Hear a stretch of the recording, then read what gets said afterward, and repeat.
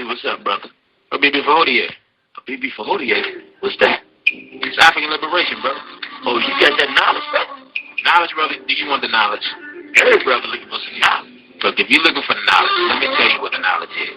Just go to www.waronthehorizon.com. Click on the store link. They have DVDs on religion, black freedom fighters, the homosexual war against the black race, black male-female relationships, the dangers of interracial mixing with whites, sexual abuse in the black community. Then they have the DVD lecture series, Our Racism, White Supremacy, the history of white-on-black genocide, and the powerful impact of the entertainment industry on the black race. That sounds serious. It's definitely serious, brother. I hear what you're saying, brother. Look, sometimes I don't have a week to wait for something to come in the mail, you know what I'm saying? Not a problem at all, brother. All the DVDs are available for electronic download, which you can get same-day delivery for $15 each. Hey, man, I know it's only $15 and everything, but the economy kind of rough. You know, brother's pockets kind of tight, too. No, brother, that's not a problem at all. For $1 and $2 a piece, you can order any radio program available on the site. Man, so look, y'all got any sisters down with this thing? War on the Horizon? Sisters? Of course. War on the Horizon also features Children of Southampton products.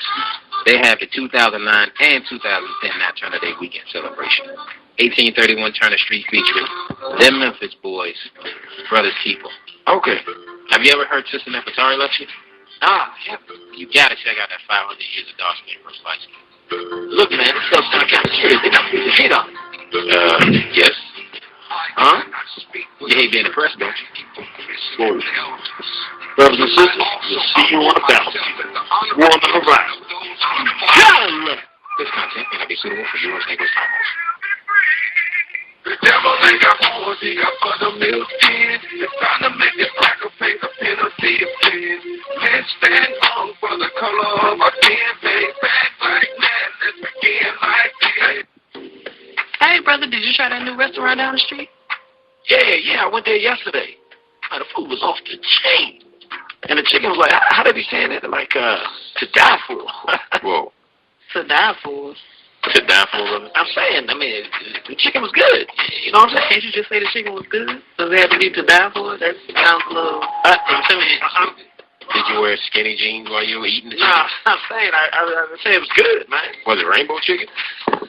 Hold up, man. I just with a sparkly buckle on it. Was the server doing a sissy bounce? Man, I'm just saying, the chicken was good. Look, man, the chicken was good, no homo. Nah, it's time is past for no homo. You're supposed to say it before, bro. I can explain. I can't say, I just said no homo, though. There's no regulation on when you can say no homo. What are y'all, like, regular to a governing body over no homo or something? Brothers and sisters, don't get caught up. Don't let the homosexual culture back pull you in. We are the final fight in the world. Stand strong. This African service has brought you War on the Horizon. You gotta love it. Number one.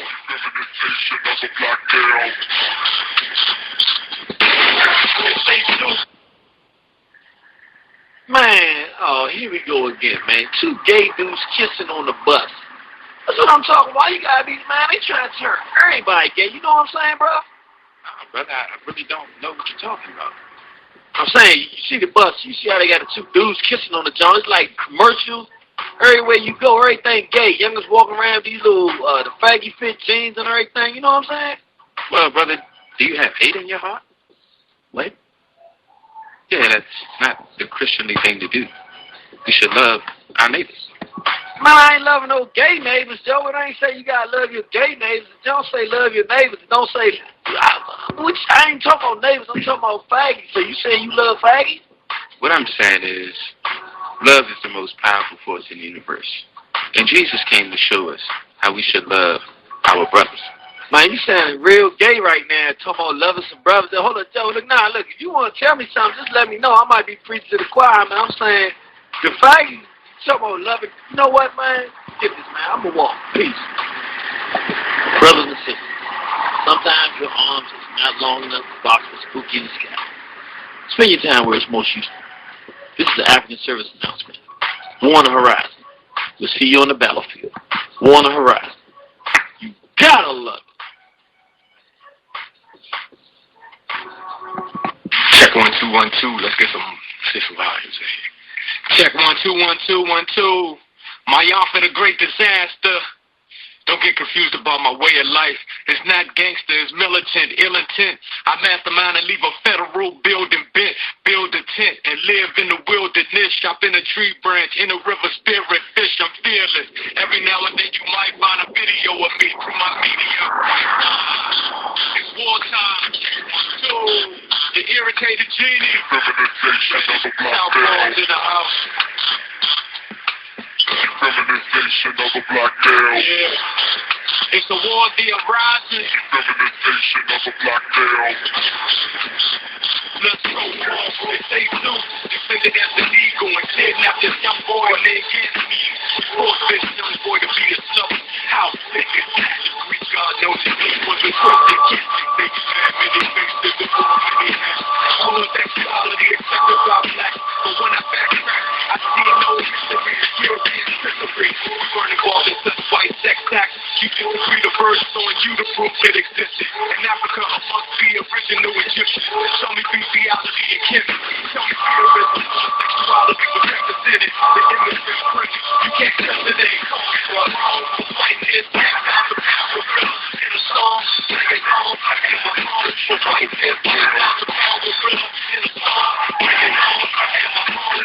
White is down the power in a song. Bring it home. I get my home. White is down the power in a song. Bring it home. Julius Caesar was every man's wife and every woman's husband. Columbus raped Indian boys by the dozen. The Middle Passage, blacks yelling and suffering across the Atlantic. Chains down in pain, somehow they survive. Although they demonized by the white bandits. Death and disease left some slaves stranded. Floating in the ocean where the bodies were examined. By the shop, and in the shop they would follow. Waiting for a taste of the human cosmos. Those shops didn't swallow or put on sex bombs. Ain't it? Forcing you to white sex norms. Ain't sex with your cousin and your sister. How the people get all that they done to you.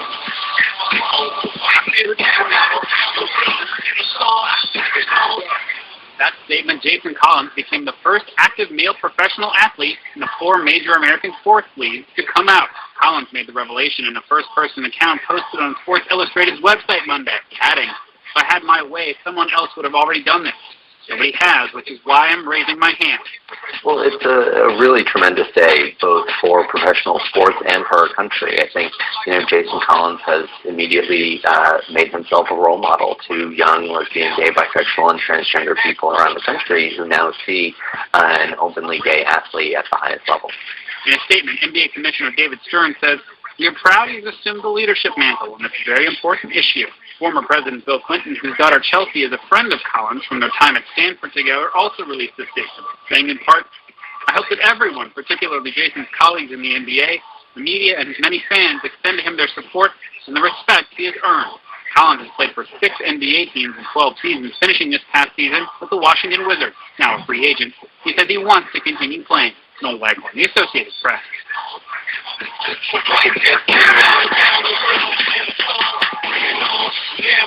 The North American Man-Boy Love Association. Team double gauge and corporate ranks. They all stick one in the same. They think it's okay to screw boys that won't pay. They gone insane. Jump shot dribble. Bounce fast. It's all the same game. Blow the whistle. They foul fast. More than a little. And why we practice it their sex rituals. Some say I'm feeling hate. I say they use African babies as alligator bait. Let me navigate up to 2008, 2009, 2010. They saw black kids and homosexual men. And that goes through, man, we gotta step in.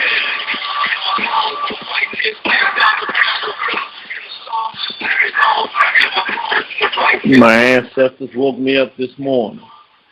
They said, "Son, you do know what time it is, don't you?" I said, "What time is that?" They said, "It's wartime." So welcome to the war front, brothers and sisters.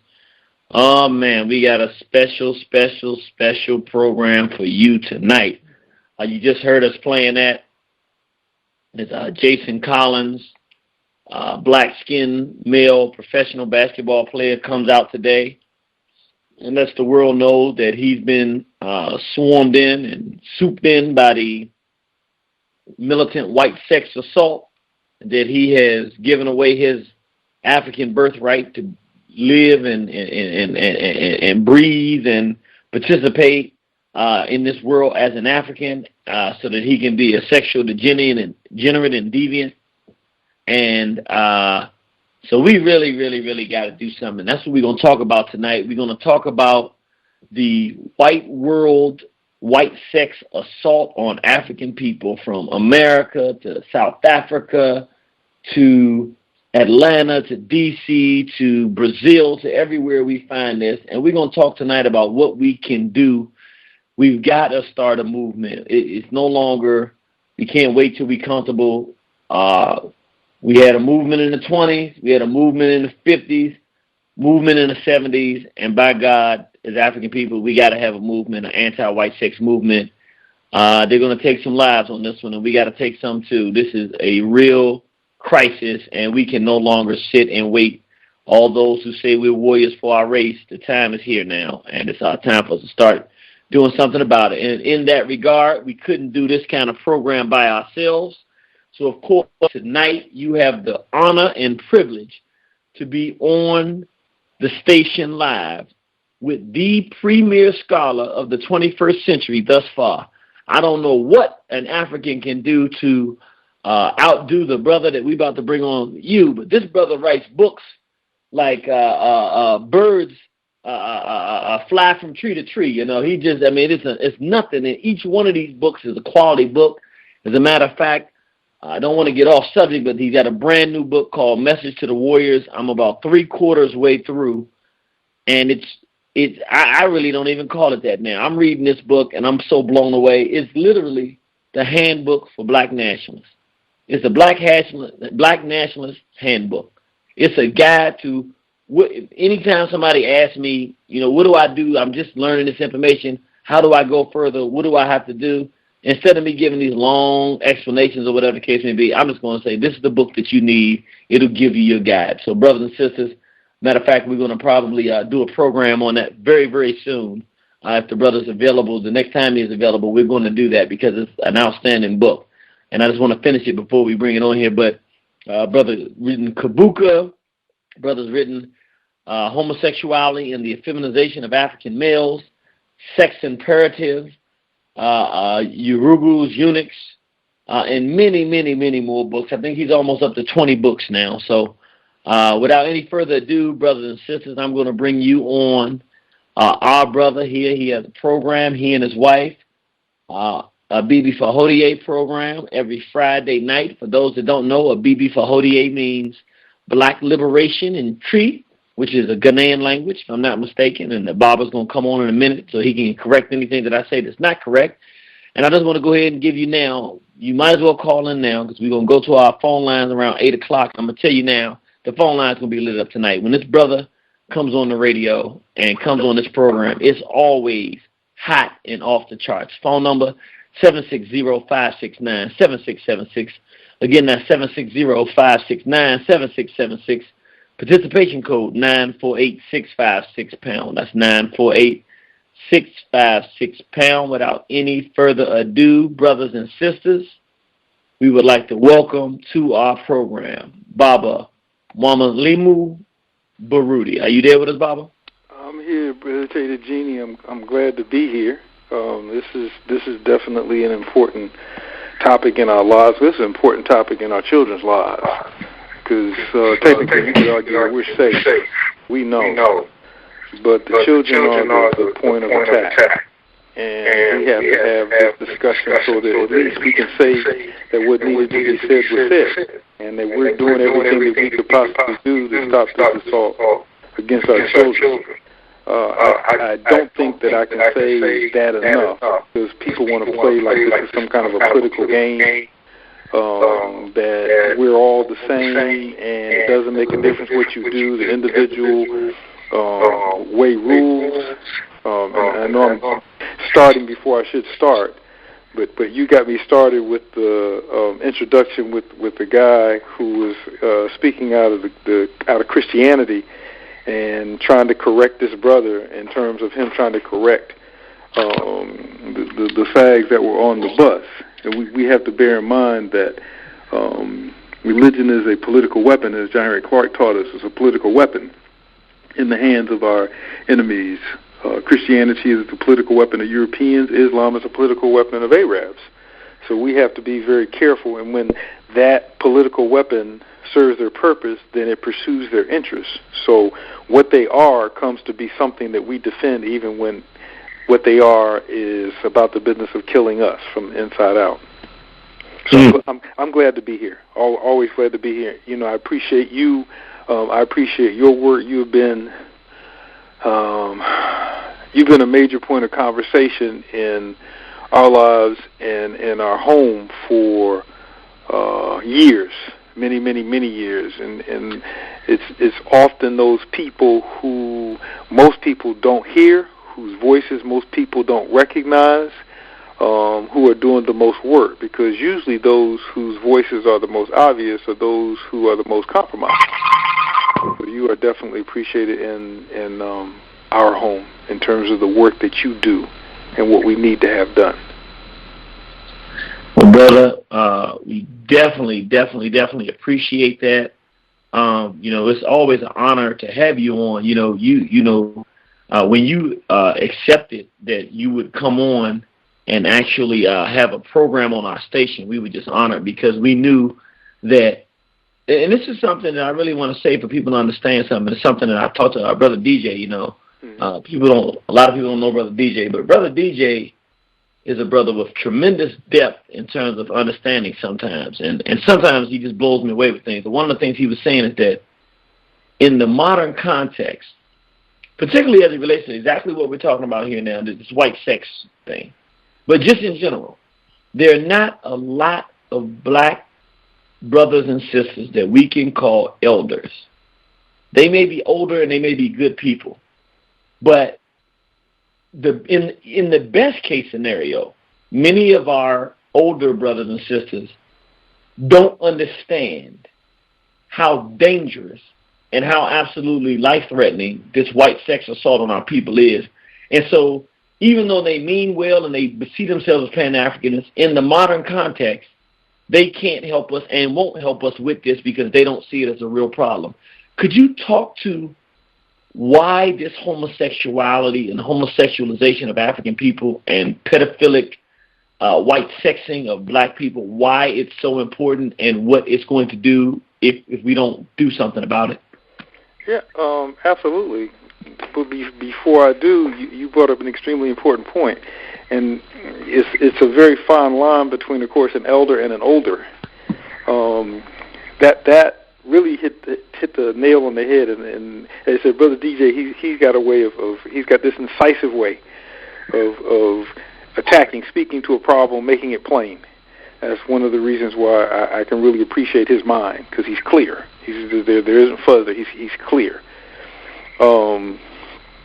The problem when we start talking about elders is that how do I say this? Edie and I used to get into debates about whether folks who promoted ideas that were against African people had always been that way, or if this is the way that they became because of some income or some other thing. And I was always of the opinion that they had always been this way, that this was something that was hidden or was maybe even concealed from themselves slightly, because it wasn't in their best interest to speak in this way. So I've seen so many people who are supposed to be elders, whose names everybody knows and who have all of this name recognition out here, who are siding with this homo assault against African people, who are siding with things like Obama, who are siding with things that work against African people, systematically work against African people. And I think that we might need to somehow, like we reconceptualize, in my mind, the center from just the conscious community. We need to maybe, I don't know, I like that word elder, I really do, but it's getting to be a catch-all for individuals who are just old, who wear the attire and have read the material and maybe started a rights program and maybe did a drama workshop or taught a drumming class for 30, 40, 50 years, but their politics are not about the business of an African identity and not about the business of making African people sovereign. Where sovereignty means getting us as far away from the European way as possible. And homosexuality, to me, to come to the other point, homosexuality to me is the heart, well, not homosexuality, pedophilia, of which technically, I mean, people put people put pedophilia within homosexuality, or if you will, pedophilia is a subcategory of homosexuality, and I don't. I put pedophilia at the top because that's the original way. Maybe not back in the caves. Maybe it was straight up homosexuality back in the caves. But the European mind, that spirit, is always seeking out to violate the most vulnerable, the weakest. And in the caves, the weakest was the children.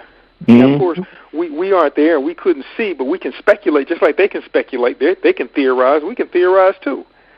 So if we're speculating and because we understand that power over other natural tendency of the European mind, then we can say even though homosexuality existed in the case, pedophilia was at the heart of it. Pedophilia was a center. And when we're talking about contrasting that with what it means to be African, we are a family-centered people. We are a child-centered people, and such a mind cannot stomach the possibility of the idea of pedophilia because that's an assault on the children. That's an assault on the family structure. That goes against the world's oldest taboo, and the oldest taboo in the world is incest. So we're talking about something that is completely and totally, that is diametrically opposed to the African way, that is being pushed on us, and because so many of us have forgotten who we are and don't want to know who we are, would we be willing to kill somebody who tried to teach them or to take them to who we are? They are able to roll on us with this, and most of us with open arms. Many of us don't see where this is taking us. Most of us are so afraid to do anything or to look in any direction which may make us turn against the European, because we know in the back of our minds that the European will not tolerate any indifference, anything that disagrees with him. We know that subconsciously. We know that in the back of our mind, that anybody who comes to them with something that Europeans are promoting and says that it's not African, of course, also at the same time, in complete and total denial of being African, in complete and total denial of being our ancestors, which is part and parcel of that. I don't want to do anything that will upset the Europeans, since they've already told me that Africans are just boning the nose, booty scratching, climbing up the tree, whatever kind of things they've displayed us as. This initiative, this move to turn us into them is being embraced fully. It's being embraced because of the fear and of the blinders that we have put on, because we don't want to do anything that would lose us friends. We don't want to do anything that would turn us against America, and we have misdefined America as being all of ours and not a part of the European nation, part of the European mind. So what we have done essentially in so many ways leading up to this is like the apex of it. Pedophilia is the apex of it, of us going through the trauma of the caves of the European's mind to become them. We've gone through their caves, or we're coming out of their caves, having traveled through those caves. So the idea of us becoming homosexual and pedophiles is not unusual, because we want to be so much like them. We want so much to be them. We want so much to become them. And let me jump in here and ask a question. You're hitting nails on the head. I know people want to know. Okay, so the question, the quid pro quo is, if we assume for a minute that you and I didn't exist and no other brothers and sisters who are going to fight this exist, right, and our people continue with this fast speed march in the direction of homosexuality and pedophilia in the African world community, in the next 100 years, what would the impact on our people? Where is this going to lead to? What's the end result? Oh, I wouldn't give it 100 years. I'd give it 40, maybe 50, because that's 2 generations. You know, technically a generation is 20 years when you have the birth of the next one. And it's being moved so fast within the generation that exists right now, that's in kindergarten and pre-K and in nursery school and in the first, second, and third grade. It's moving so fast on them that you don't find 99% of them, if you will, who have any idea that this is an African. So, okay, I just jumped away from a flying insect. Sorry about that. No problem.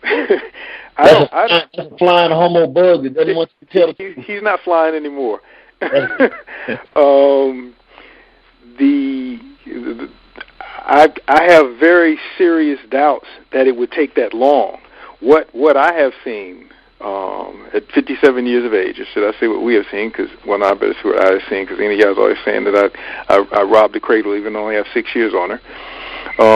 What I have seen in my 57 years. Well, let me take this back a second. In grad school, I looked at the level of violence that occurs in our community, and one of the things that I discovered, if you will, is that what has happened since the 70s, in terms of the gradual increase in violence in the community, should have taken another 70, 80 years to occur. So it's begun to shoot up. That's what has happened with the homosexualization of African people. It's no longer a gradual increase. These folks think that they have won, and they're acting accordingly. And because they're acting this aggressively and they are so well politically organized, that it's not going to take, 100 years. I'd seriously doubt if it's going to take 50 years. So let me go back to the question. Let's change it, and let's say, okay, if this continues to go the direction it is, okay, in 40 years. Now, again, we're assuming that we're not here to fight this. So let's assume that it's just going to go this direction, full speed ahead. Okay. What is that going to mean? What is the impact going to be on African people? We're not going to know we're African. If I was only allowed to say one sentence in response to that, it would be, we're not going to know that we're African anymore, because the last vestige, if you will, of being African.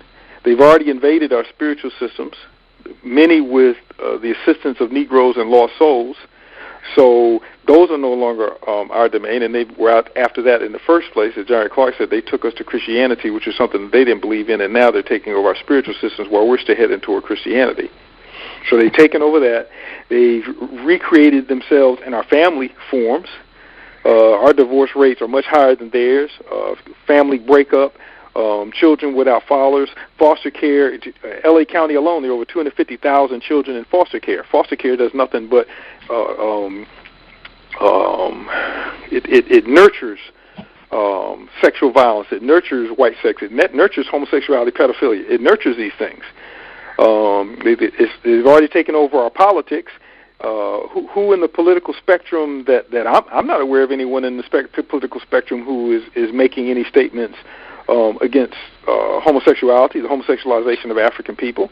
I don't know anybody in the religious section who is making any significant statements about the homosexualization of African people, somebody who is of worth and is of good character.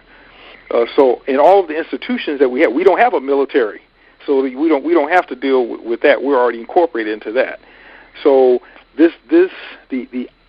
what identifies us as African, we're fighting with all our might to get away from. In that 40-year period, if push come to shove, if quote-unquote African Americans had their way, then the African would come off the American. The only reason that many of them are hanging on to it now is because they don't have a choice. They still recognize that they're not completely loved by Europeans, so they have to have something to hold on to, so let's say African American. So let me jump in here because I want to ask this question then.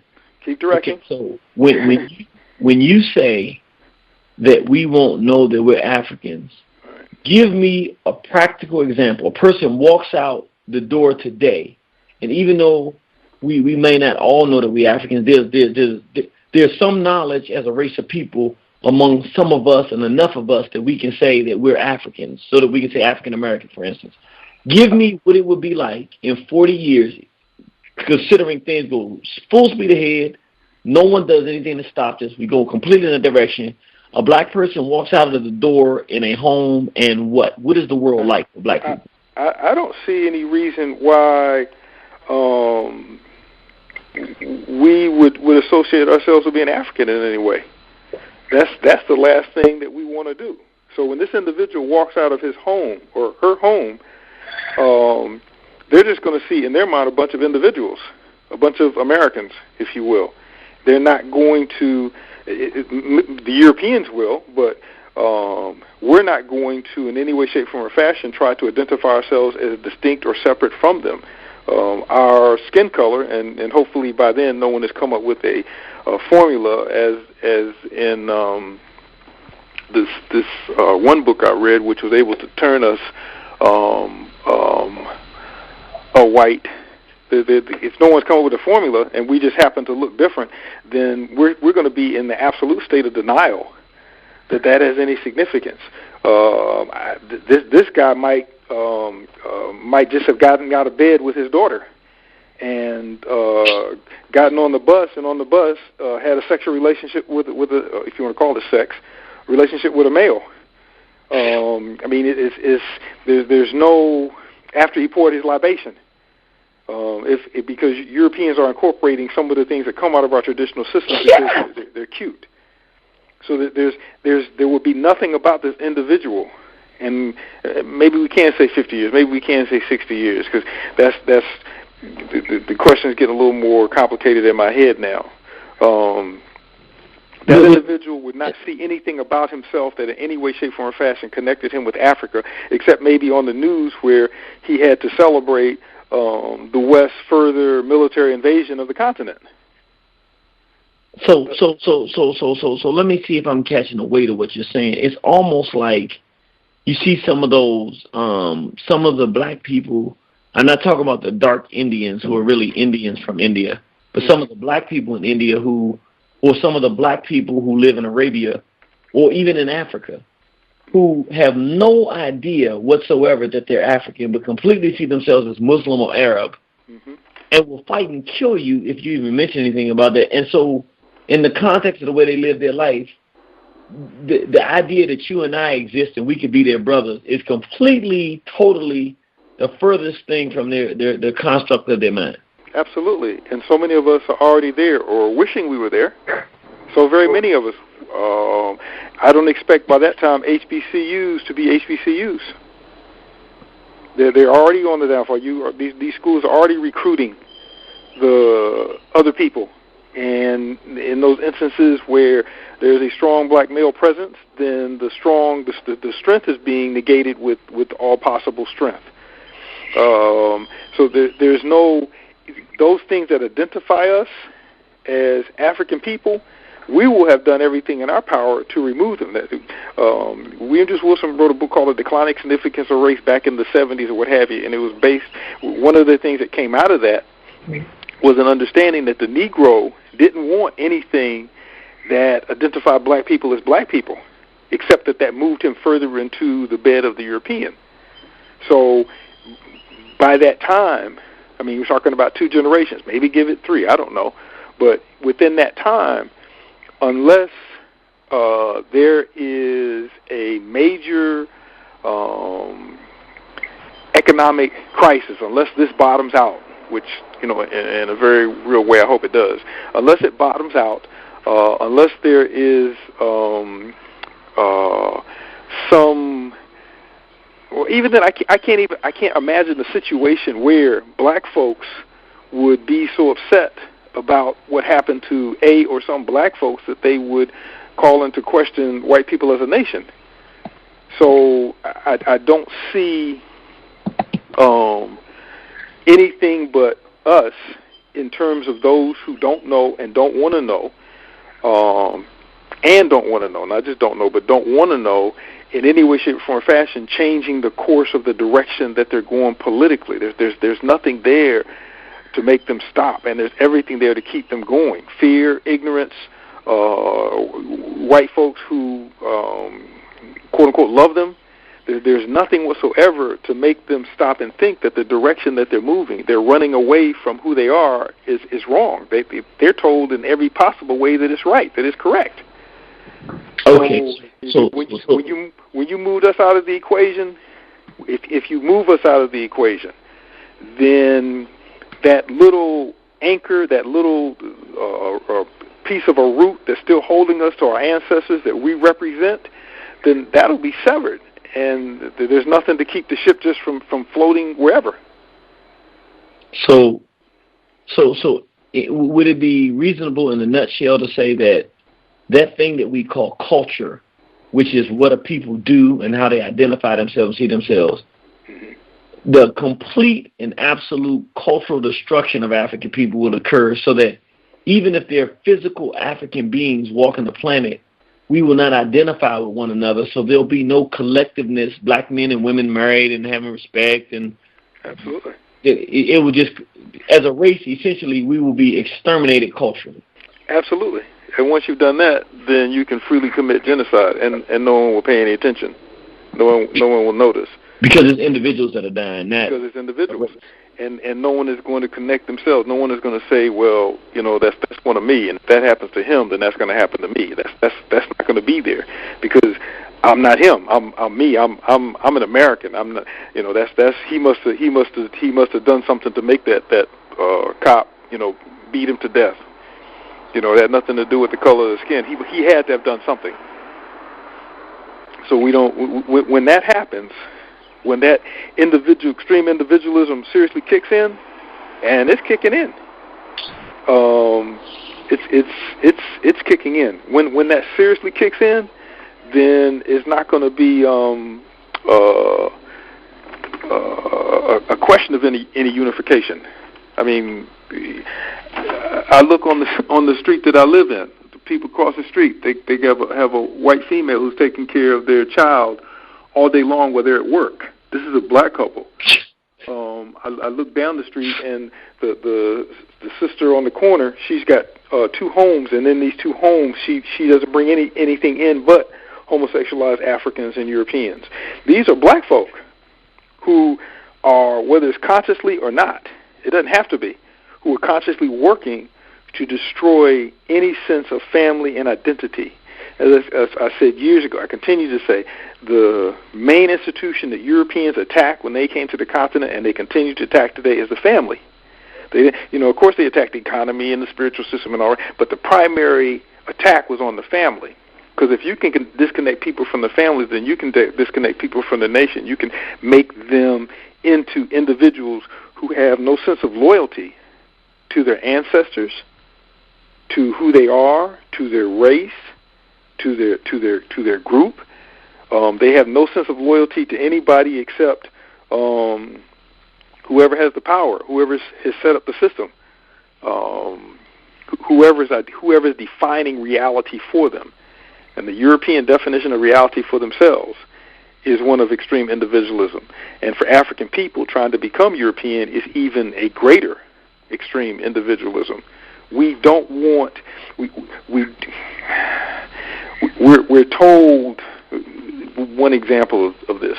We're told that we need to go out and meet new people and make relationships with all kinds of new people. That's part of that individualism, like that's something new. But it's like for us, we translated that to mean to go out and meet anybody but black folks.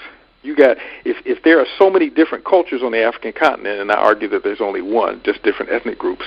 There's so many different cultures on the continent. You could spend forever meeting different kinds of African people and never have to speak to an Arab or European. But for us, because we're so desperately in need of the love and validation of Europeans and anybody but Africans, for us that meant to find anybody except someone who was African. So in that 40-year period, that 50-year period, I expect that to be pretty much the norm. Us looking for to be with, to sleep with, to marry, if you will, anybody who does not in any way, shape, form, or fashion resemble us. The goal will be to produce children who are the most exotic mutations on the planet because of blending of whatever or whatever. So that'll be like the prize. There will be no reason. And the reason I'm saying this, we have to take this logically forward. We're social scientists. Social scientists look at trends, and they try to speculate, try to predict, try to forecast where this is going to go in the future. if you just look at the evolution of the homo gang and the numbers of them that are popping up and the power that they have and the fact that the police and the state are not interfering with them in any way, shape, form, or fashion, and they're everywhere and they're assaulting people everywhere. Look at where that's going to be in 10 years, in 15 years, where the new gang member, the new gang, the biggest, baddest gang, will be a homosexual gang. That's already happened in D.C., in Washington, D.C. Yes, and it's all over. It's gonna be all over because they're gonna set the standard. They're gonna set the model. Just like this. I want to say brother, but this guy in I've forgotten his name who just came out of the closet or wherever he was at in the sports world. Jason Collins. Yes. So it's and what do you hear in the remarks? And you played that at the beginning with the spokesperson for the LG whatever, speaking praises for this guy because he is a model, which means he's going to be portrayed as a model, just like the guy on the down low. He became a multimillionaire overnight from coming on Oprah. So this guy is a model, just like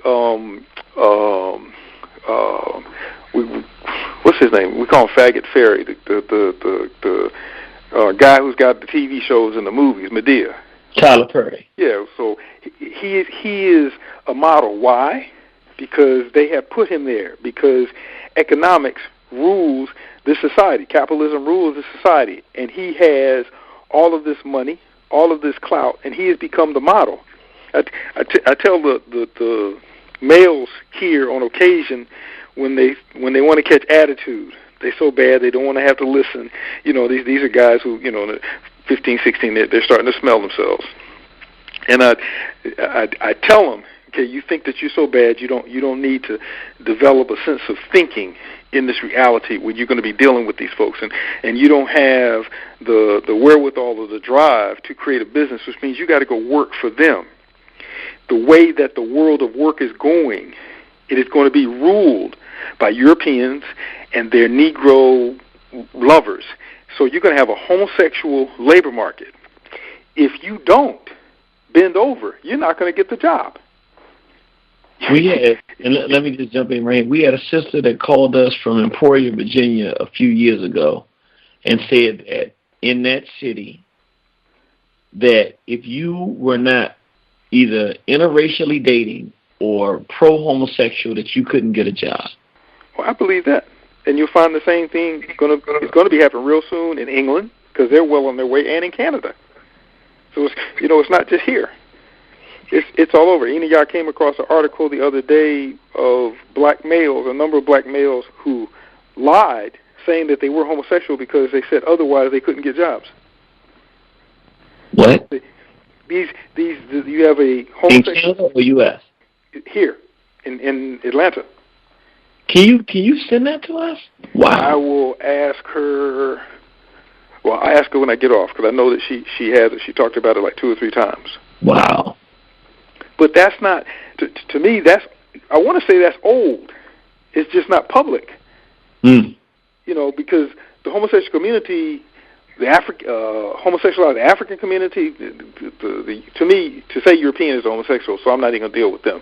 The homosexualized African community, they are extremely politically organized and extremely well assisted economically by the European community because they, of course, have an agenda.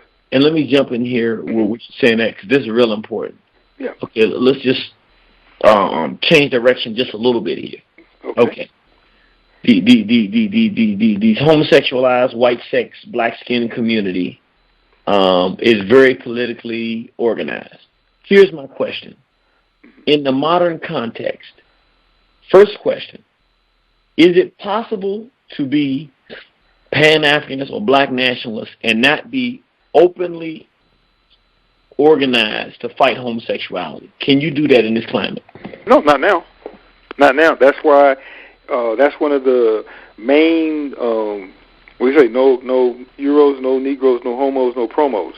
Those are, to me, the measuring gauge of the state of your Africanness if you're claiming to be a revolutionary. Otherwise, you're not a revolutionary. If you're not, and to me, if you're not saying anything to check it, then that's a statement right there, because you're supposed to be, you're supposed to be so bad, you're supposed to be on the front line. Then when somebody asks you, you don't necessarily have to say it loud in public, because that may not be your arena.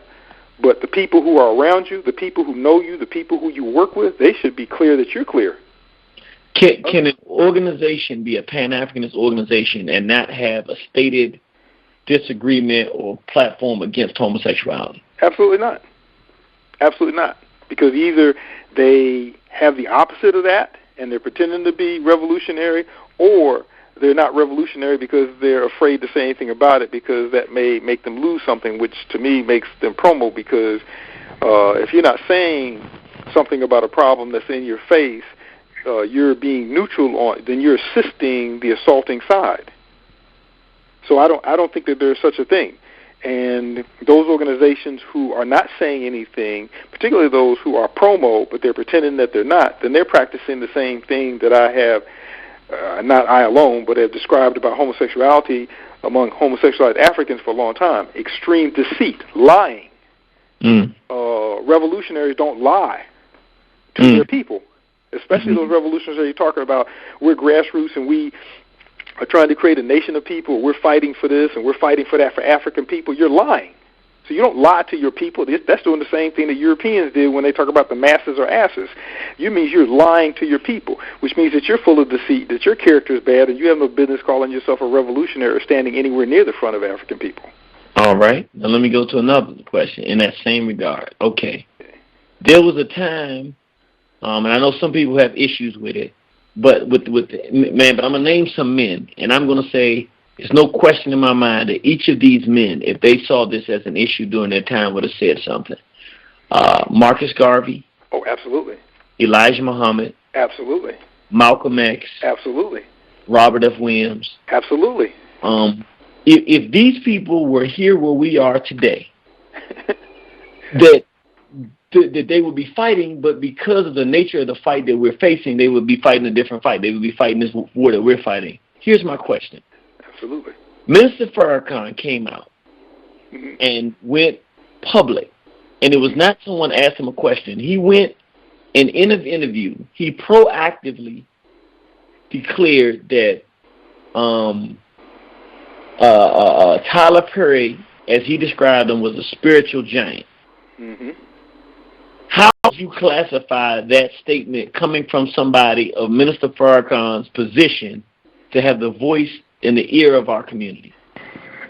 Well, I want to use the word compromise, and I need to explain this. Part of the problem, I think, and have thought for a while, and I've heard other people say this, is that Farrakhan refused to relinquish his power. He refused to relinquish his position to, if you will, younger folks who had more energy and were better able to do this given the changes that have occurred in the time. So the things that he has said, I mean, I began to question this back with the Million Man, I call it gathering, when he was calling for folks to vote. And I'm saying, what kind of alliances, what kind of participation should we have in a system of people who are trying to destroy us? What does the vote have to do with anything? Of course, it goes even further back to that than that for me, because I have issues with Eurocentric capitalism, and capitalism is not the only kind of economy. When the bragging about how much his shoes cost and his clothes and all the rest of that, this is I'm talking about going back. So this did not come, even though I was somewhat surprised that he would say that.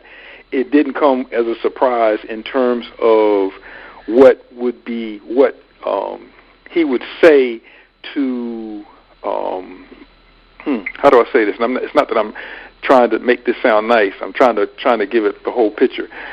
That I did not find difficult to accept as having come out of his mouth, given what he's trying to hold on to and who he's trying to please.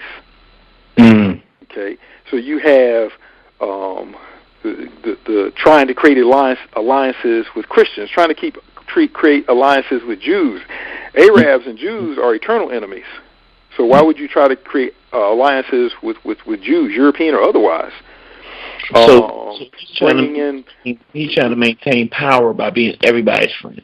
Yes, bringing in philosophies that are not unique to Europeans, where you're starting to bring in how we're supposed to analyze ourselves psychologically based on this white man's analysis, which is old as beans. Bringing this into these individuals, and I've seen so much fragmenting within the quote-unquote nation over time that it's not funny, and many of them are completely and totally rejecting, and they were rejecting long before this statement.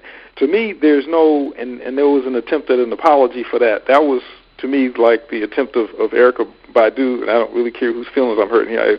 That was like Erykah Badu apologizing for the video that she made. That video should never have reached the eyes of anybody because of what it symbolized, sperm and blood. So, and in the presence of European males.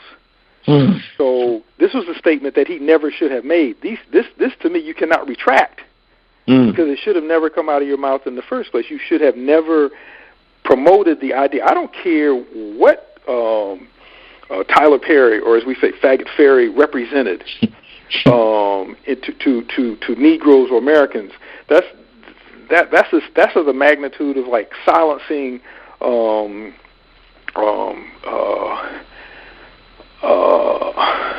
Khalid. Okay, it's like the magnitude of that. It's like the magnitude of silencing Malcolm because he said something against some European.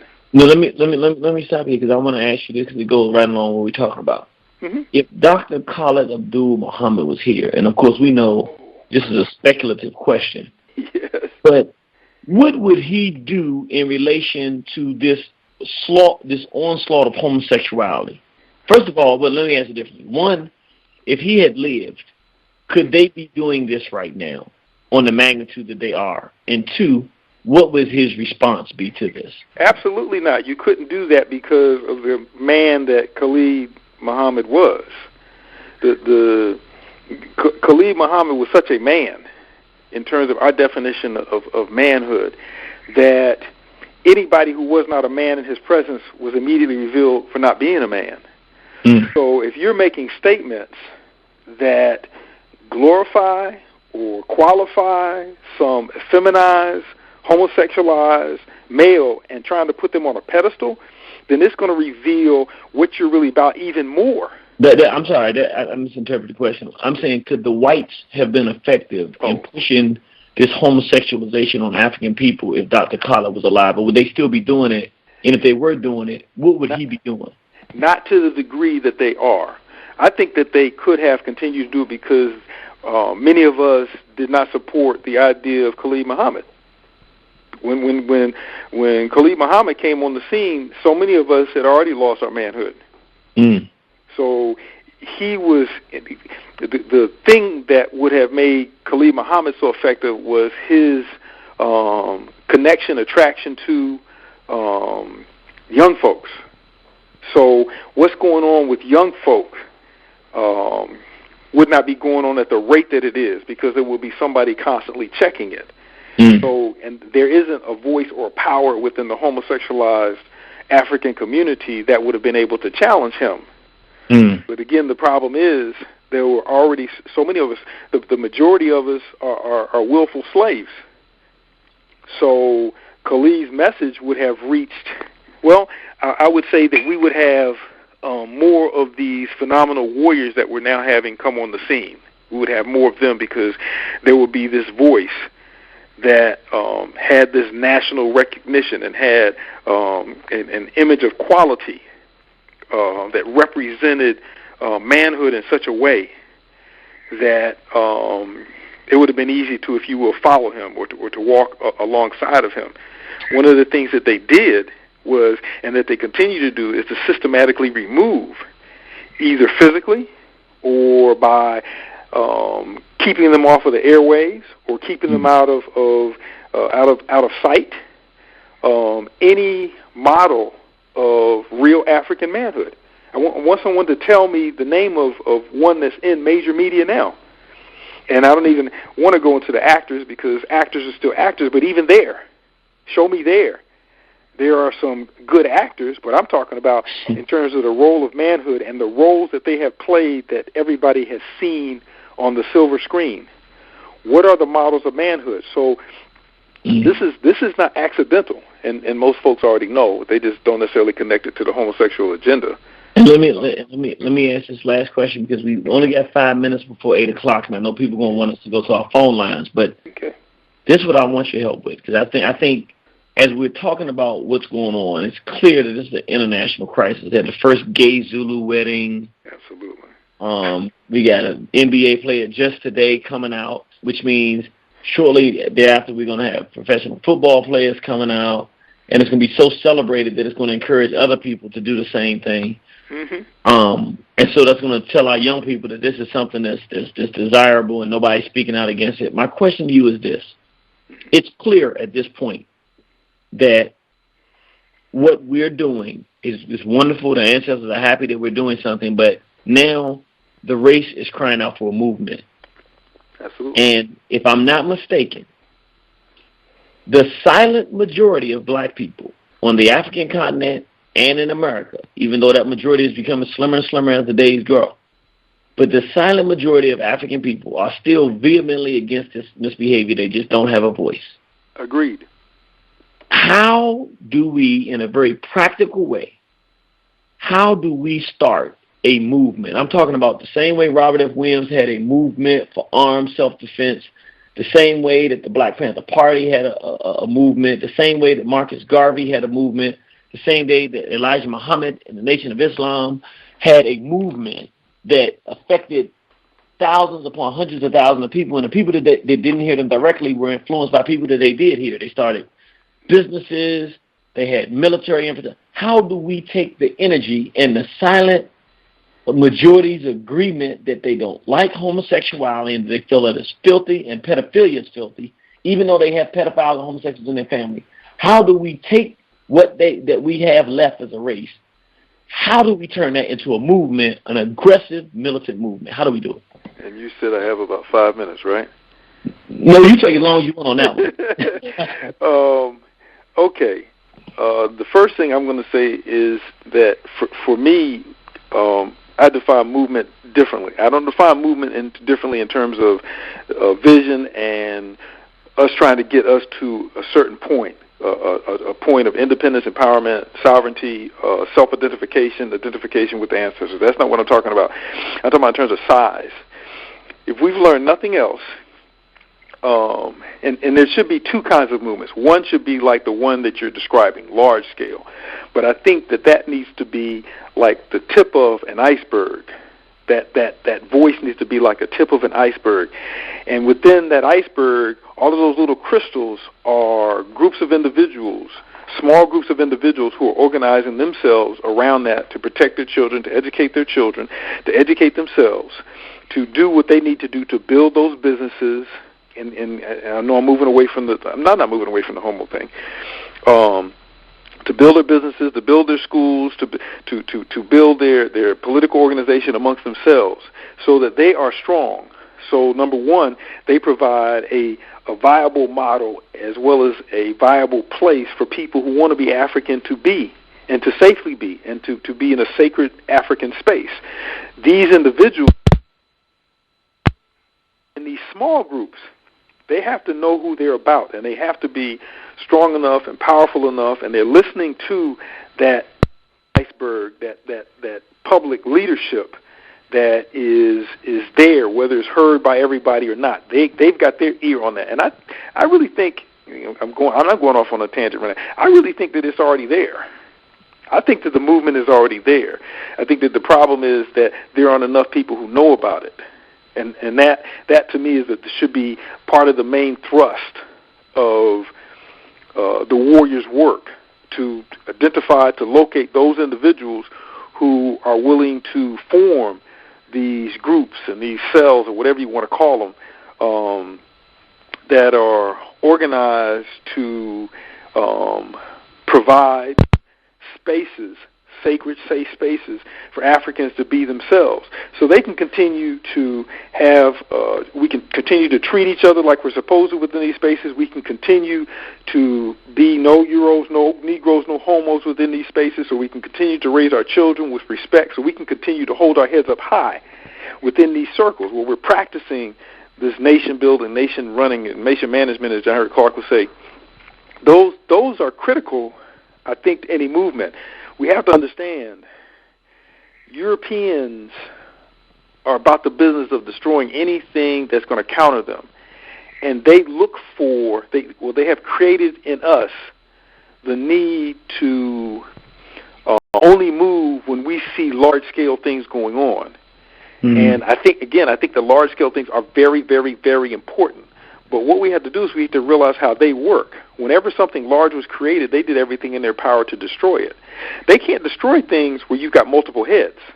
They can't deal with that because they don't have that kind of manpower. They don't have that kind of intelligence. They don't have, and with intelligence I mean information. Of course, they don't have other kind of intelligence, but they don't have the intelligence to be able to know what to be able to follow something that is so fluid. They are unable to. They've never been able to win a war, to invade a people and successfully defeat them without traitors. So when we're talking about these cells, when we're talking about these small communities, these villages, if you will, we're talking about people who understand, who are clear. In order for you to become part of that, that means that people know you. If they don't know you, then it's going to take a while of proof or what have you in order for them to begin to think about letting you in. Because we know them. We know Europeans. We know all the tactics that they have used to destroy us. So we have to, in understanding those, create a movement that is top and bottom heavy, so that you have individuals who are working in small groups who nobody knows about but them. But they know about the head. They know about the movement. They know about the main part of it, the more public part of it, if you will. So let me stop you for a minute, because I got it, because you're totally reshaping my paradigm. So give me an example of who in our movement would be as big as we would need somebody to be. In other words, I was thinking in a traditional, this big movement, blah, blah, blah. But what I'm hearing you saying is that's not necessarily the ideal structure for what we need to do. So that's not the whole of it. Right. So for the person or the group that would be, for lack of a better term, the biggest in terms of popularity and known, give me an example of a person in our history that would represent the bigger aspect as opposed to the small cell groups. How big? We not need somebody as big as a Garvey? Is it more like a Carlos Cooks, or is it, give me an example. Yes, you'd need somebody like Garvey, but we have to realize Garvey started small. He started like you with War on the Horizon. Okay? He didn't, he wasn't there, and instantly he was this big international figure. He started small, and he spoke to people. Of course, the time was a little bit different, but he cultivated his organization. He cultivated his following in a particular way because of his dream. So when you talk about the potential for leaders, even though I think that there are also other people, I don't see any reason why you could fulfill that role. In terms of the support base that you have already, because you can say you have a cabinet that's already in place. You have people already in place to do this. It's a matter of them putting forth the energy to move you in a particular direction, to make people more aware of you and what you're saying and what you're doing. So I don't see Khalid was a man. Malcolm was a man. These were men who, John Henrik Clarke was a man. Doc Ben was a man. These are individuals who were committed to this and dedicated their lives to it, and they collected over time because of their earnestness, because they wanted this so badly, because they didn't lie to people, because they saw the problem, they saw the threat, and they explained it in such a way that people could understand it, that their gathering increased. The difference now, I would argue, is that gathering is going to take longer because of the forces that are working against the possibility of this. But I see no reason why we have to find some, and I'm not saying that you're not, but I don't see any reason why we need to find some super ordinary, extra, super articulate individual to do this. We just need someone who can explain. And you can explain. So I don't see any reason why it needs to go, further than that. In terms of what we need, in terms of what we need to have organized, in terms of what needs to be the tip of the iceberg, we need to have someone there who is not afraid to be a martyr. We need to have someone there who is not compromising. We need to have someone there who is of immaculate character. That doesn't mean that before they became African, if you will, that they didn't do this or they didn't do that, but at the point of them realizing that they were African, then their character becomes immaculate. We need to have someone there who has the energy and the time to do this and is able to locate, identify individuals who can do this work with them and who are willing to do this work with them.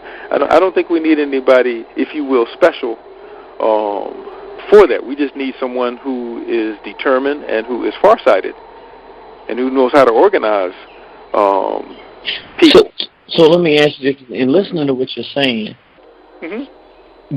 you are saying that the movement addresses homosexuality, but it's more not a verbal movement against homosexuality. It's more of an organizing communities that protect their communities from homosexuality. Absolutely. And the reason, the logic behind this for me increasingly is just based upon a model of disease.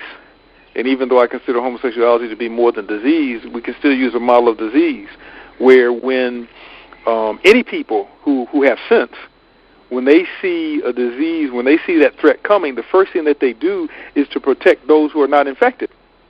They don't go out and the first thing they do is attack the disease. Even though you may have one or two people who attempt to do that, they do this sort of separate. The first thing that you do is that you protect those who have not been infected and those who do not want to be infected from the disease.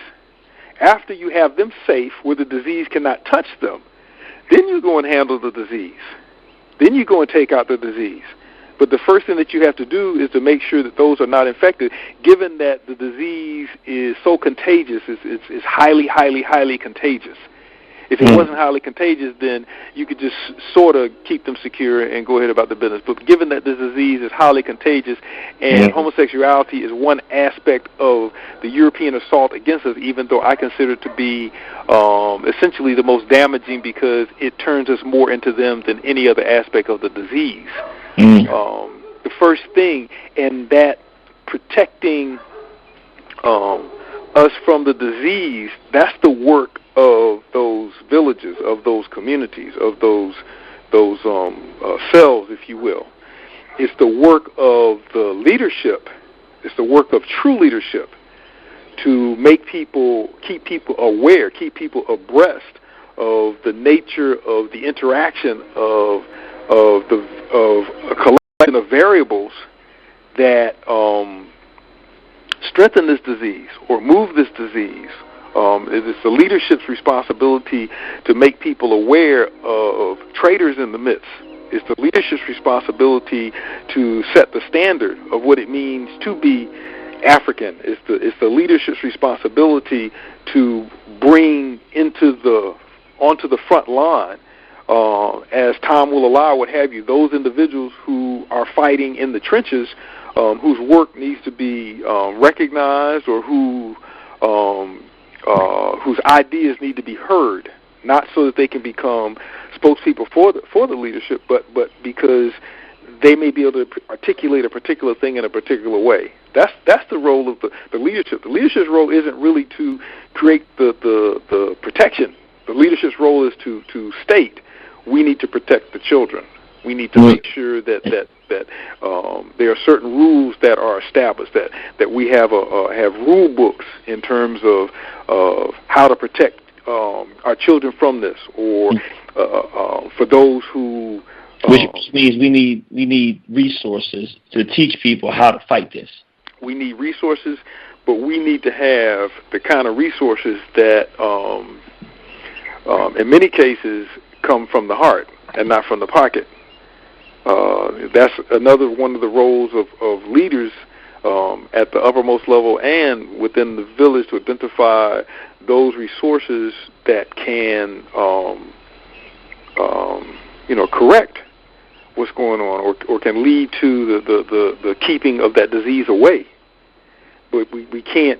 Of course, we need resources, but when I was saying resources, I wasn't talking about like money. I was talking about like, if you're saying that people need to know how to do it, then they need a book that tells them how to protect their child from sexual abuse. They need a DVD, a video that says, okay, this is what's coming. This is what you've got to do. This is how you protect your family and these ideas. You have to teach them this because they're not going to be able to not get that. So this is what you tell them. And it has to be said in such a way that it gives them guidance, but allows them flexibility to decide within their own space how to do this based upon their particular conditions and circumstances. But it does need to be there. Everything from how to form families. Mm. Of course, to protect your children, how to form families, how to form and extend complementarity into time, how to create self-sustaining farms that reflect us, how to create a physical space that is protected, how to secure your home, how to secure your community. So is it reasonable to say, and then I want to go to our phone line. I just want to make sure that I'm properly stating this and reflecting what you're saying. Is it safe to say that the war against white sex and homosexuality is not necessarily a direct war against those specific things, but it is more of a complete overhaul of black family reconstruction? And that we're not just fighting that one issue, we're fighting building families that can protect themselves. Absolutely. And as we do that, as long as they're aware and those other issues, fighting those other issues remain center. You just talk about complementarity. Okay, you want to get a man together with a woman and create family. But that can't be approached without understanding of being able to sustain yourself, what kind of security you have to have for your children, et cetera, et cetera, et cetera. So the homosexual thing, that of course needs to be very much and the pedophilic thing really needs to be very much in the center of the agenda, because that is the nature of this, if you will, final assault. So we can say that people, even if it's because they don't understand the issue, at this point in time, with the assault and the battle that we're dealing with, that a black person who's in leadership who is not addressing homosexuality and pedophilia in the black community is largely irrelevant for our time. Irrelevant. That's the most important word, irrelevant. And I say irrelevant especially because we don't want to allow them to have any space in our minds. We don't want them to have access to our children. We don't want them anywhere near our thinking. We absolutely do not want them. And if they are not saying this, we have to be political too, of course. If they're not saying what we need to have them say, then they shouldn't have any say.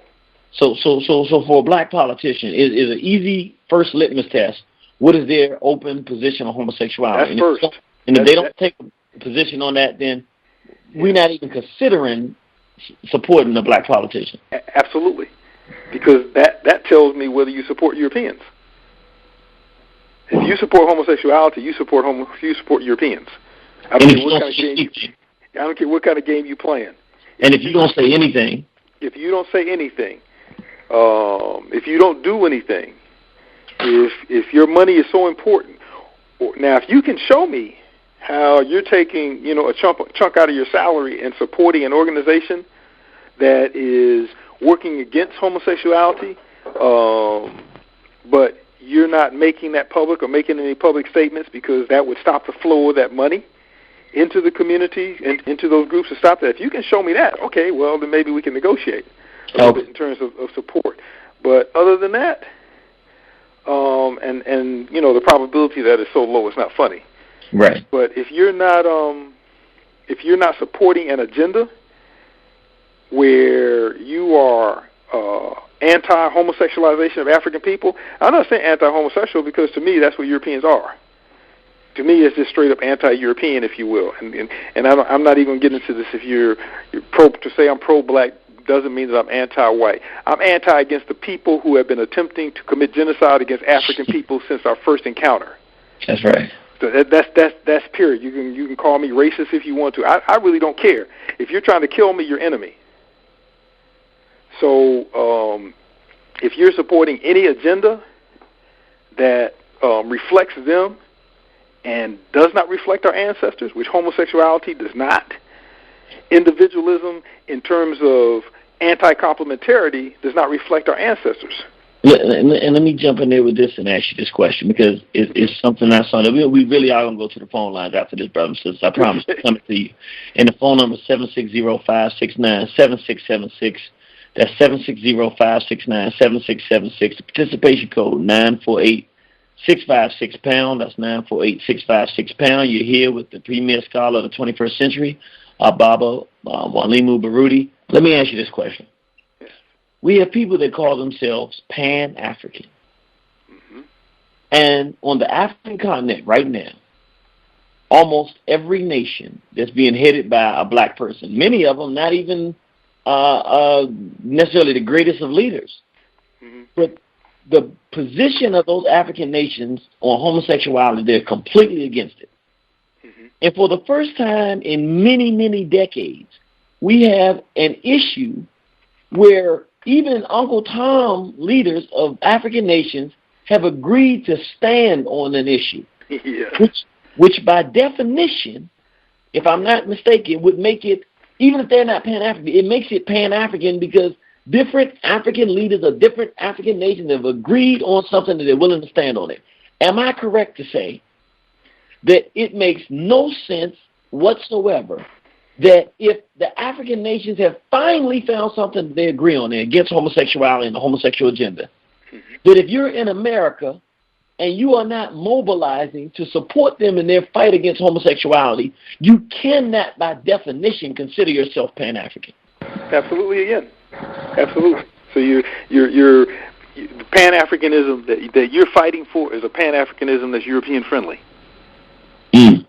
It's a unification of African people along European lines, along European thinking, which, of course, you can still call that Pan-Africanism because that's, pan, all African people. So, but you're trying to unite African people along European lines. And we look at these Pan-African organizations, we have to be very careful in understanding them because a lot of them, their politics is Marxist. A lot of their politics is European leftist. So it's not about the business of elevating African people. It provides a platform for people who otherwise would not have a place to publicly speak to make themselves known, pretend like they're pushing an agenda. When if Europeans gave them a space right now for them to hold a political office in corporate, what have you, or among their leftist organizations, then they drop it in a second. But because they're not allowed to, and many of these organizations also, at least two of the largest ones that I know of, they have a places for Europeans within their organizations. So when we're talking about Pan-African, we're talking about that kind of Pan-Africanism. We're talking about a Pan-Africanism that is more about class than about race. That's more about class than it's about African people and sovereignty. And that to me is another litmus test in terms of politicians. Do you support and are you working for the idea of African sovereignty? And if you're not, then that means that you're working on an agenda of sub-integrationism. And that right there continues our destruction because you can't swim in the sea of insanity and not get wet. And the longer you swim in it, the wetter you're going to get to the point where you drown. Well, with that, let us go to our phone lines because we got a lot of people online. Okay. All right. Detroit.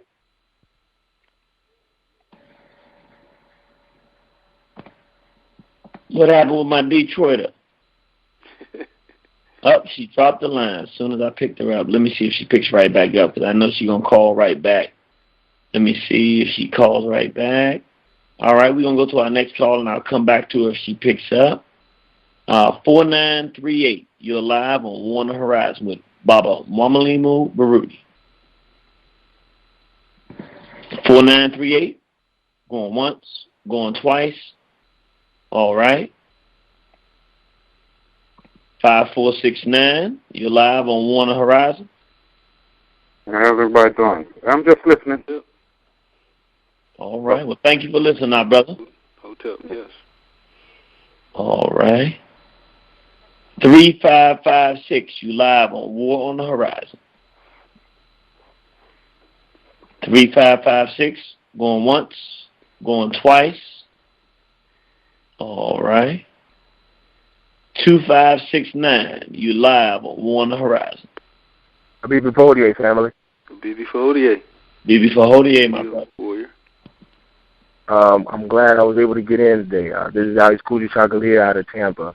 And my wife you doing? and I, we were talking. All right, how about yourself, sir? How about yourself? I'm doing good. I think this is the first time I've heard your voice. Yes, sir. Yes, sir. This is my second time calling in. Okay, and, great. You know, we've kind of made this a staple in our home. And my wife and I, and, you know, we were talking about the whole Jason Collins thing today.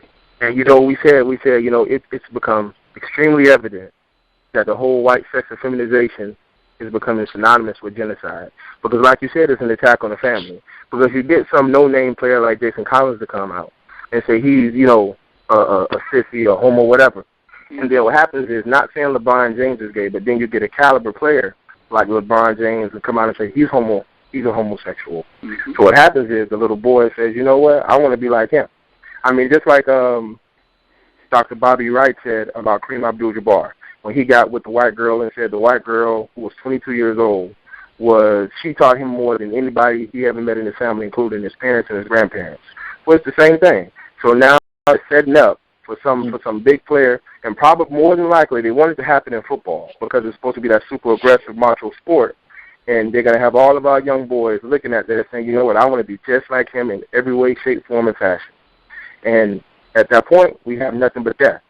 We have nothing but death. You know, they'll probably Ray Lewis. Mm-hmm. Absolutely. Absolutely. They set the models. Even though it's not about us, there's a video, and I can't remember if it was Prime Time or 2020, but the name of the video is The Merchants of Cool, and it came out maybe, I don't know, 15 years ago, 10, 15 years ago, but it helped the young folks here understand that what's cool, what's fashionable, blah, blah, blah, that's being manipulated by European media. So we have to get them to understand that these are actors. We see somebody, and that's the hardest thing to do because they're put on such high pedestals. We have to get the children to understand, those who are willing to listen, because all the children aren't willing to listen, especially children who are spoiled so bad they think they know everything already. And I'm not going to sit here and try to be nice to them and pat them on their head and be so gentle, blah, blah. No, we have children who have been spoiled so badly that they think they know everything already, and you cannot talk to them. That's right. And so you have so many of these children who look up to these individuals, and because they're in a position of stardom, they also assume that this is a position of intelligence. They assume that these individuals also learn it. And they don't know jack in many cases. There are some, of course, who do have some sense, who do have some intelligence, who do have some knowledge. But for the most part, that's not the case. And if you're able to, and to me especially, if you're able to be manipulated by Europeans to speak and act against your people, then you can't have a sense of who you are. You can't have an historical understanding of this reality and our reality. But they know that. Of course, they put those out there. And when you remove parental control, in terms of parents who might be willing to explain or taking the time to explain to their children who we are and what this war is about, when you take away that parental control, that parental authority, then the children are raised by these basketball players. They're raised by the football players. They're raised by the comedians, the actors on television. That's who become their parents. Those who become their role models, those become the individuals who teach them what should be their truths and their sense of morality and ethics and all the rest of that. So the media, of course, knows that. The media, of course, is Urugu. And their interest is in destroying our children, of turning our sons into their daughters. So every one of these individuals has come out. And yes, I agree, it's going to become very popular now. And that's the eye of a social scientist who is a warrior, who can see what's coming based upon what's happened in the past. And before it was the Negroes, then it became the interracialist. You got a white girlfriend, you got a white wife. Okay, now if I want to become a man, then I need one of those. Now, if I want to become a man, I got to be a homo. We had a young man who came here, and you look into children's eyes, and he was telling me 100% truth. He was very afraid, and he was a small frame guy, almost absent of muscles, and I asked him what he wanted to be when he grew up, because he was messing up so badly. So, what do you want to be, when you grow up? What do you want to do? He said, well, from my understanding, I have two choices. I can either become a thug or a fag. What? And that summarizes it for so many in terms of the routes to success. I can be a thug or I can be a fag. Those are his words. He said that. He said that. And I can see that in the eyes of so many of our sons. How old was he? He was 14, 15. He wasn't, no baby. He was no baby. He said, I can be, God. We're really a thug or I can be a fag. One of those two. And, of course, he was opting to be a thug. We're failing our children, man. We're failing. Yes. That's why we need those small communities. You need that leadership, but that leadership can't be hands-on in every one of our homes and every one of our communities and every one of our villages. You need to have small collectives of individuals who are clear and who know how to establish boundaries. And let me ask this real quick because we got a lot of calls, but so does that mean, because sometimes, like even what we do, we go and we lecture places and we try to ignite people, but sometimes I feel guilty because we're not, quote unquote, on the ground building here. But does it mean that there's got to be room for some people who can be mobile? Yes, absolutely. You have to have people who are articulate to say what we need to have said. It feels good to listen to you talk. That tells me that I know that not that I need to have your or anybody else's validation, but it feels good. Okay, it gives me the motivation sometimes to do the things that I need to do. When I listen to you, I listen to Jerry Clark, I listen to all these other folks out here, and it gives me not that I would stop, but it helps quite a bit. And especially for people who are alone, who are really isolated because of their job or because they can't get out of wherever they're at. We need those voices. The problem that I see is that you have so many people who, because of the way that we've been raised in this society, which turns African people into such needy holes that we're looking for anything to fill those holes up. And the need to be seen, to be heard, even when you're saying nothing, is so important that too many folks desiring to be heard or seen, they're neglecting the real work. But you have to have some people who are articulate. We have to have some voices. And you have to have people there who are saying it, because there are going to be some people who haven't heard it before and will stumble upon it and say, I'm not crazy. Yeah, look. And let me say, so, and those people who are doing that cannot be, and I don't mean this in a negative way, but they can't be bogged down with being on the ground all the time, because if they are, then they can't go out there and go and visit people, right? No, they cannot be bogged down. However, they have to be the kind of model that reflects the African center. Okay. So there should be a complement in there. There should be children in there. They should have a home life like Malcolm. Okay, so he was out there, but he had family. He had children. He had a home life going on. He respected that. He built that. So it's not like some folks in the West, is individualized thing where you just go and it's you and what have you. There's no one there but you. and you with your great individual selves. If we're going to reflect the ideal of being African, and at the center of being African is family and children and complementarity, then that needs to be a part of it. It just cannot be, that individual just cannot be physically there as much as someone who is not out there speaking. Gotcha. And of course, the families that are around this individual need to be of a greater support base for that individual's family because of the role that he or she has to play. Understood. My brother, did the brother answer your question? Yes, sir. Yes, sir. Well, we thank you for calling, and you keep that school going, and we're going to support you in any way we can, brother. We mean that. Absolutely. We appreciate it. We appreciate it. Bibi Hodier. Bibi for Hodier. Bibi Hodier. We see you in June when we get down to Florida, Fort Lauderdale. All right. All right. 6714. You live with Baba Mwalimu Baruti on Warner Horizon. 6714. Just listening. All right. Thank you for tuning in, brother. All right, no problem. All right. Brother said he just relaxed, laying back and listening to the wisdom, brother. We got a call from an anonymous number. You live on Warner Horizon. Anonymous number, going once, going twice. All right. You got people's antennas up, my brother. I'm assuming that they're doing the work. Yes, sir. 8480. You live with the premier scholar of the 21st century on Warner Horizon, Mwalimu Baruti. Peace to the brothers. This is Brooklyn, New York. Yes, sir. How you doing, Hotep? All right. Yourself, peace. Hotep.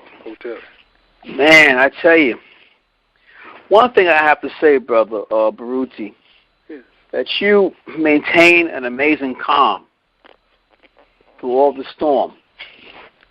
And I just hope and pray I can be as calm and focused as you are. I've observed you over the years. We brought you to Brooklyn some years ago. Yes. And we interviewed you, on a radio show. And I'm just amazed that you have this laser focus and calm in this tremendous storm that is just engulfing us. They mentioned this basketball player today. But I remember Dennis Rodman a few years ago when he was going through his cross-dressing phase. And he commented that on the onset of his doing that, a number of basketball players who are homosexuals approached him thanking him for taking that stance. And I think, one thing we have to realize that if we are, as you understand, we are under assault, and we have been under assault since we've been here and been ravaged and destroyed, it would be a matter of time before a person were to reveal themselves as this one did. And I think if I can look at any type of redeeming quality of this announcement, it just makes us much more aware of the damage that has been done. Because do we actually believe that in this society we have homosexuals in media and entertainment, that somehow the NBA or NFL was immune? If anything, this is a confirmation and wake-up call to how serious these things are. And forget the WNBA. Forget that. That is a lesbian factory. WNBA. So we see these things, and it just is mind-boggling. But I wanted to ask Brother Baruti a question. You mentioned the young brother you spoke to, looking at his alternatives, be a thug or a fag. Now, in light of all this talk of bullying, as they've made into an institution, a political platform,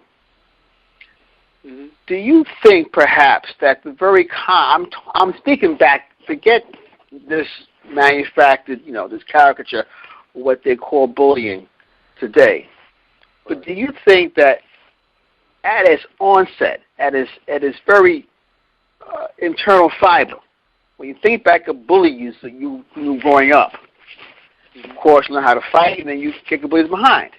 You think that somehow that in bullying, in the term of bullying, there is the aspect of homosexuality, and this bully was beginning the process of feeling himself out, who he can dominate, and eventually debase. Is that a possibility that the very concept of the bully was a homo thug? Oh, absolutely. They have returned full term, Baba. They have returned full term, and they have, well, they never left, but they brought us with them this time. I don't think that those two things, bullying and homosexual domination, are separable in European culture, the European mind. You have moved us in a particular direction along so many avenues for so long that it is culminated in this. It's come to this end, which is logical because this is the way they've always been. We go back to the caves, and I firmly believe that this was the way the order was established within the caves. So this to me has been with them since their beginning. Well, like jail, almost like prison. Absolutely. So what we have now simply is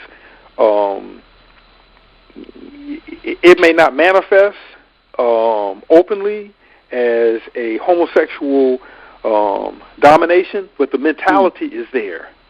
The mentality is there. So even if the bully doesn't catch you in the bathroom and sodomize you, the homosexual mentality is there. What is happening now, and what we're going to see with this bullying, and I'd be surprised if some folks haven't seen it already and just aren't reporting it.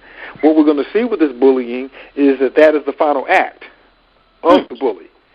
We're seeing that in some college stuff. I remember seeing a story. Either it was a high school. It wasn't college. It was a high school football thing where these one of the two of the players were bullying this guy, and they were sodomizing him, and he was on the team. It was either football or hockey. I can't remember which one it was, but some white boys. Yes.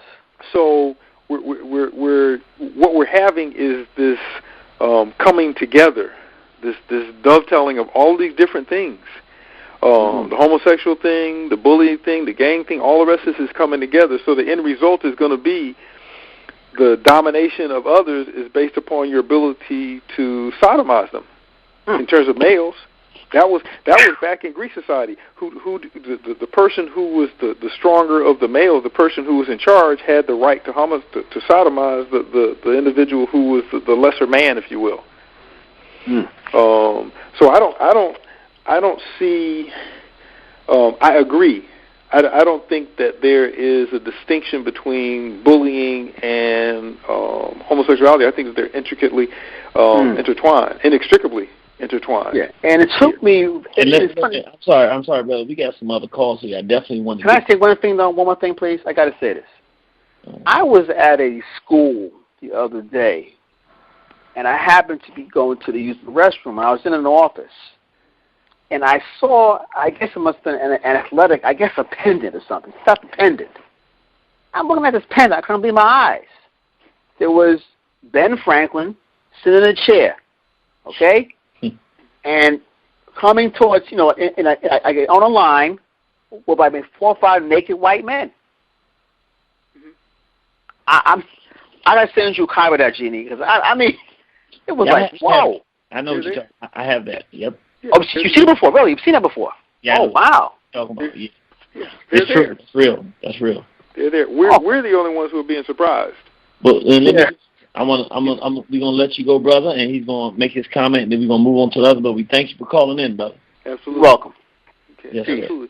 It's like we're the only ones being surprised, and I'm not saying that in a negative way. It's surprise in terms of being unexpected. I don't think the Europeans can really surprise us. It's just that things are being thrown in our face that we didn't expect this soon.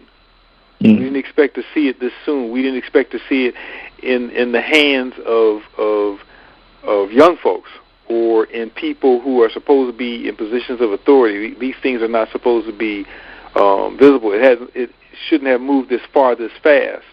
And that's often because we don't realize that that's the nature of this society. It's the nature of this culture. It's just been waiting for us to catch up. All right. Well, let's go to our phone lines. 7169, you live on Warner Horizon. Habibi Fahodier, Baba Baruti, and Brother Genie, just listening.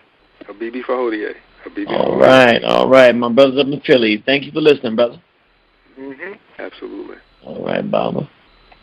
6523, you live on Warner Horizon. Mike, that's you. Habibi Fahodier. Habibi Fahodier. That's all. Okay, Habibi Fahodier. All right. I appreciate hearing that. Yeah, look, they tuning in. You got a lot of people that's listening and catching this wisdom. We got my sister. I know she got something to say. Habibi Fahodier, Brother Genie and Baba Baruti. Habibi Fahodier. I am listening and I am enjoying the wisdom that Baba Baruti is taking or putting before us.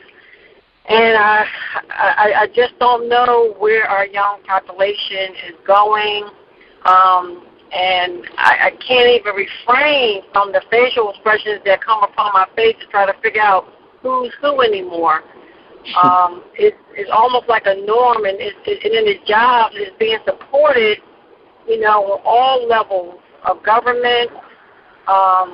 It's just spreading like it is a disease. It's just spreading like a disease out of control. It is. And if I can just say one thing on what the sister's saying, just to really highlight her point. When she says it's being supported by the government, today the White House came out and made a statement in support of Jason Collins.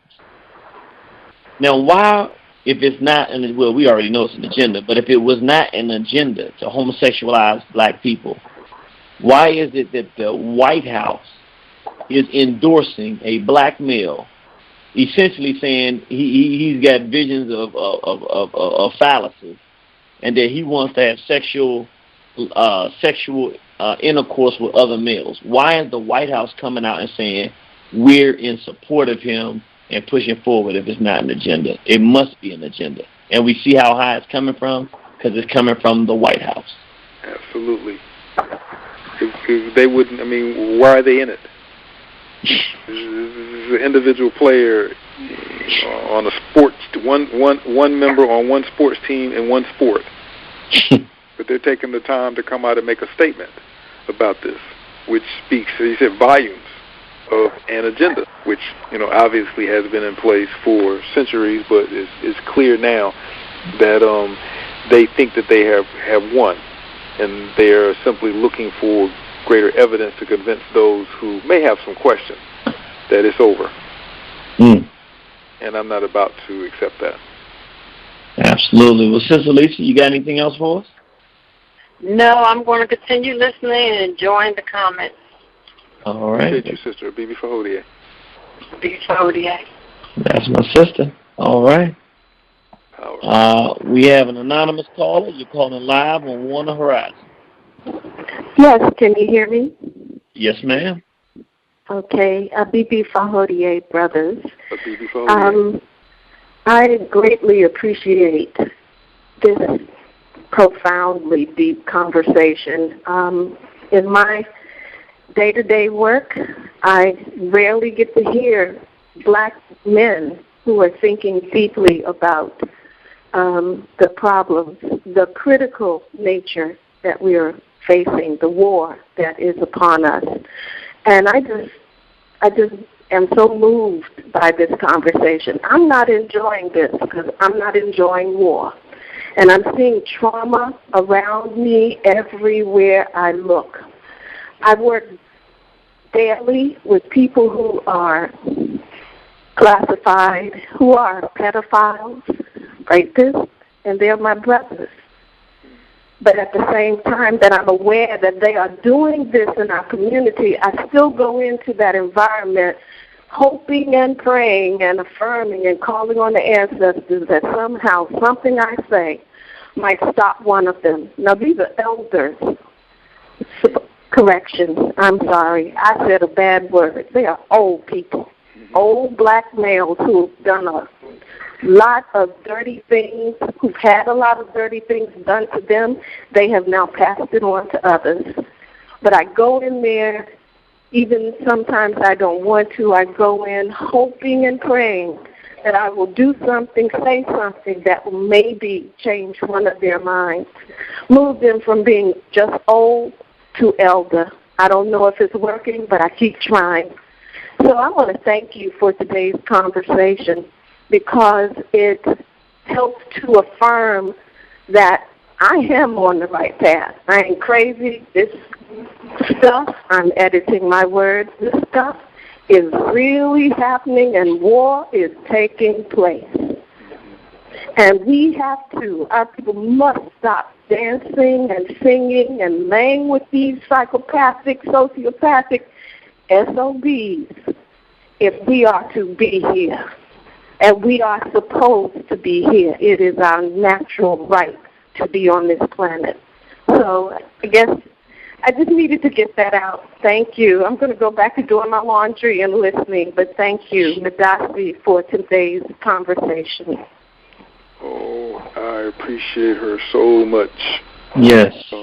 She's part of that group of, that large number, not a small number, that large number of sisters and daughters and mothers and grandmothers and great-grandmothers who are sick and tired of this insanity invading and spoiling our community, and they want men. They want African men to go to war. They're not interested in the conversation anymore, even though we know that things have to be said. But they're not interested in that. They want this corrected.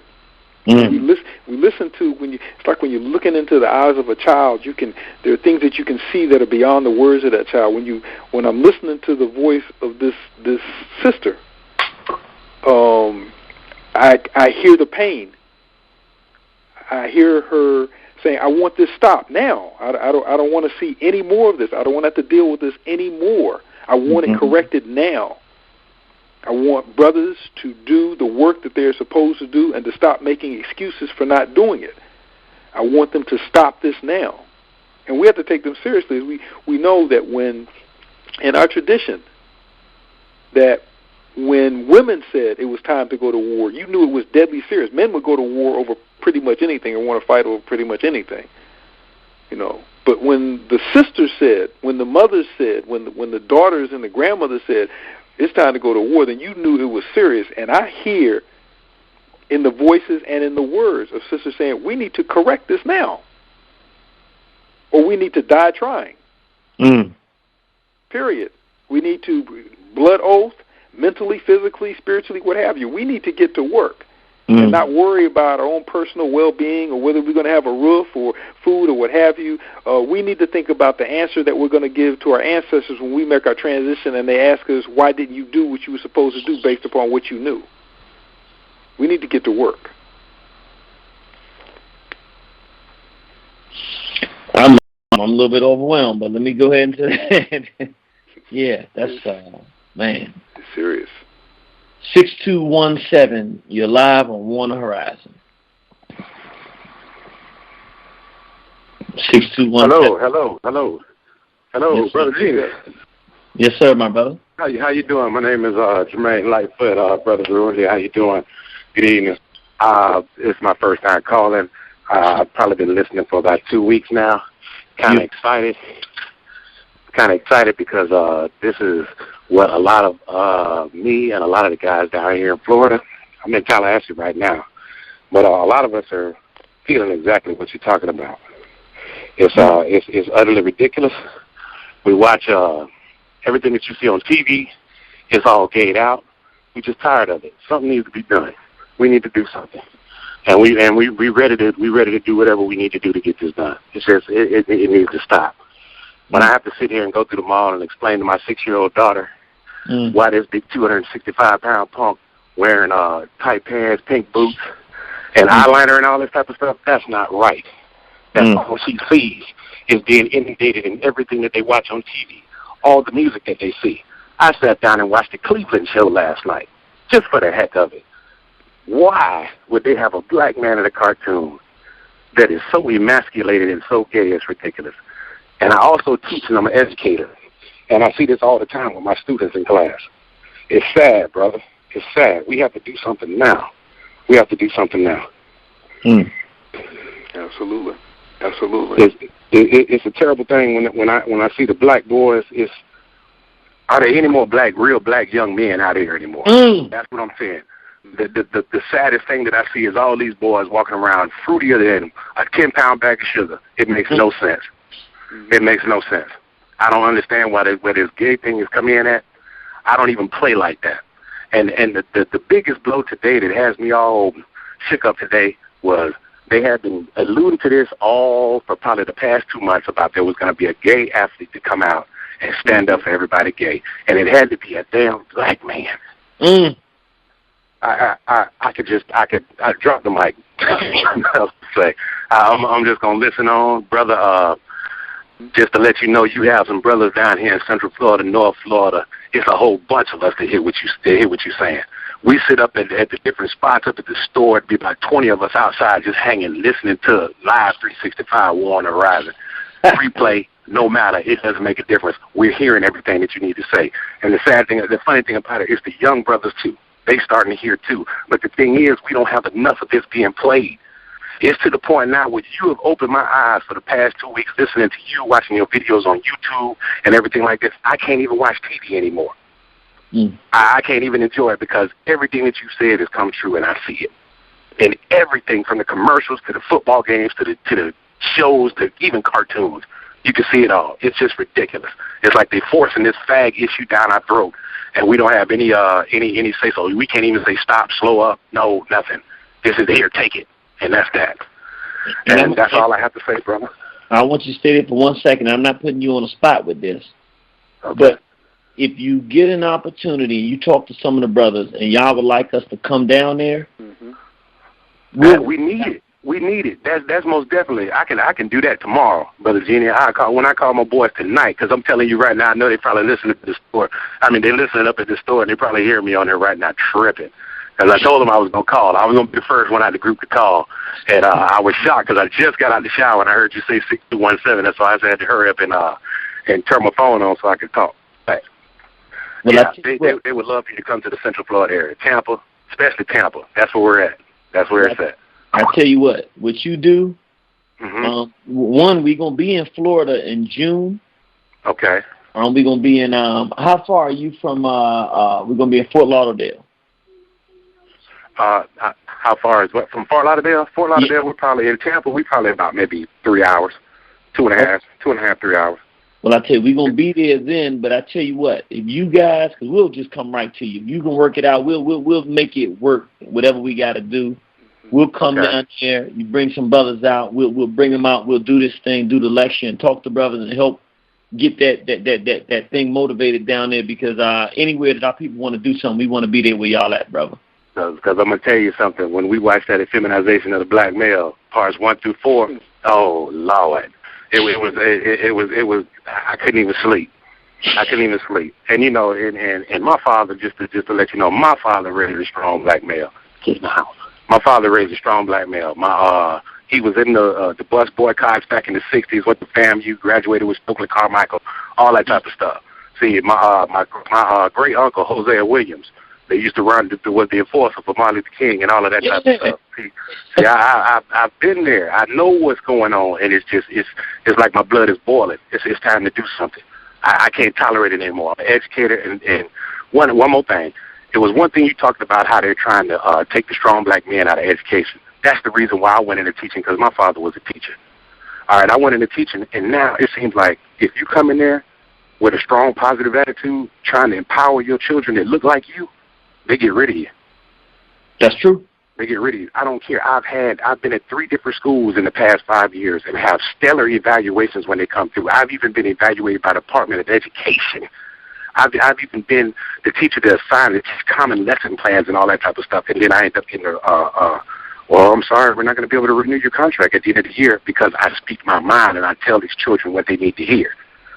And they can't handle it. And after hearing you, it was like a a 10-pound, no, 100-pound weight taken off my back after hearing you and all the things that you talk about, us and all the boys.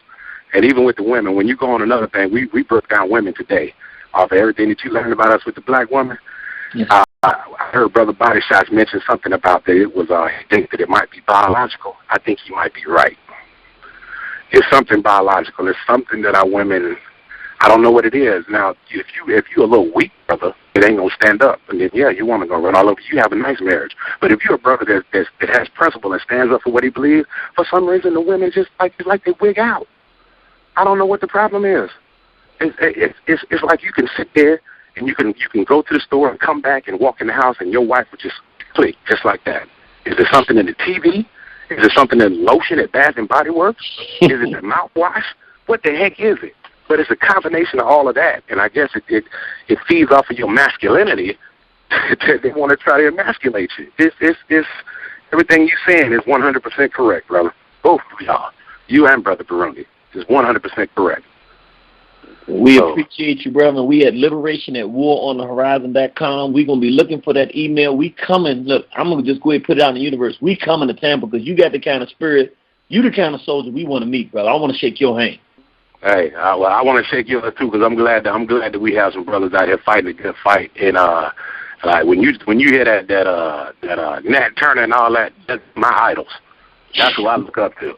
When I hear the song, and I need to get that the liberation movement. See, I grew up on PE and all of that kind of stuff. And then when I hear them, brother, when I heard you play that song, Cracker in the Trunk, oh, Lord, I got to have it. I got to have it. That's something I ride down the street playing on full blast, sitting at the shop like looking at Whitey. Yeah, you hear? Now what? So what else, brother? I'm going to shoot you that email through War on the Horizon. I'm going to be keeping in contact with you. I know after the boys have heard me, and I'm going to call them as soon as I get off, as the show goes off, and we're going to talk some more. We're going to organize this and get this thing happening because you've got a lot of brothers out there that feel exactly what you're saying. Yes, sir. Exactly what you're saying. Well, thank you. And we ready. All right, brother. We appreciate this call, and I think I know Brother Baruti gonna say the same thing, brother. This is what warriors love to hear. Other warriors that's ready for war. We just got to come together and make this thing happen, my brother. Absolutely. One thing I always noticed is fairness. My father always taught me fairness, being fair, and is just even a 2-year-old can see that it's not fair. My 6-year-old daughter sees that the playing field is not fair. So and when these gays and all this stuff and they're attacking my child, and I have to constantly explain to my child why they act this way, it's something got to stop. Something's got to stop. We got to do something now because now they're messing with my baby, and that's a problem. Yes, that's sir. a problem. All right. All right, brother. Have a good one. We'll see you on the battlefield. On the battlefield. He made a central point there. And in addition to all other things that are going to take me through this week, one of the things that he said was that more people, the information, your videos, what you're saying, needs to get out there. That you can't do alone. So all the individuals who appreciate this, who understand what's going on, who understand what you're saying, they need to push this. They need to get it out. They need to make sure that those individuals, I'm sure that most of them do, make sure that this gets in the hands of would-be, wanna-be, already are warriors, so they'll know. Otherwise, how are you going to define leadership? How are you going to create that leadership, that upper level, unless people know the voice, unless people know the message, know where it's coming from? It's got to get out there. We got some more calls to go, but I got to really ask you, how good did that call feel, brother? Oh, it felt exceptionally well. It's like, and of course we don't deal with the rank thing, but it's like a lieutenant standing right there. Let's get to work. What are we waiting for? This is something we should have done. And when you're talking about you having to explain this to your child, okay, then your child needs to see you in full force, or with brothers who are in full force, or somewhere involved in such a way to stop this, because she's going to watch it. She's going to see children are brilliant. We call them brilliant, but we pretend that they're not. She's going to watch this evolve. She's going to watch it develop, and she's going to wonder why that man that she calls a father, and I'm not just talking about him, I'm talking about brothers all over the front line. That's right. She's going to wonder why would Dad, how come you haven't done anything about this? And look, I'm going to go to the phone line, but I do want to say, I just want to give credit where credit is due. if it wasn't for the fact that you were been on this thing and you broke down when you said earlier that people have, because I'll be honest with you, I really want to do more than I do want to speak and motivate and everything like that, but I can't pick what I'm supposed to do. And when I was listening to you earlier saying more people got to hear it, that's what compelled me to say, well, if this brother's saying he feels this way, and I heard you earlier say we got to go to where the people are if they want it. I said, you know what? Yes. I gotta say, let's go down there, because ultimately at the end of the day, even though if I had it my way, I'd be cutting every cracker's head off on the planet. That's my job at this very moment. That's not your job at this moment. Yeah. That's not your job at this moment. We appreciate you, brother. Let me go to this next call. I feel good. I do too. 8257. You live on Warner Horizon with the premier scholar of the 21st century, brother Baba Mwalimu Baruti. BB Fahodier. Oh, let me just tell you, watch, brother Baruti. You got a warrior line right now, so I just want you to be careful now. Oh, okay. Who is it? I can't hear. Yes, sir. Yes, sir. I'm enjoying the conversation once again. It's a pleasure to hear Baba bring that knowledge to enlighten our people. Just had a couple of questions. I'm like the last brother. You know, I'm always ready to roll, and out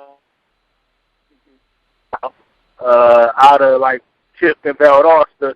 And what I'm trying to do is we homeschool right now, and I need to get in contact with you, Baba Baruti, pertaining to aspects of curriculum and things of that nature. So email me. That's go ahead. Email me. Okay. Send me a message on Facebook, and we can do the email thing. Okay, definitely.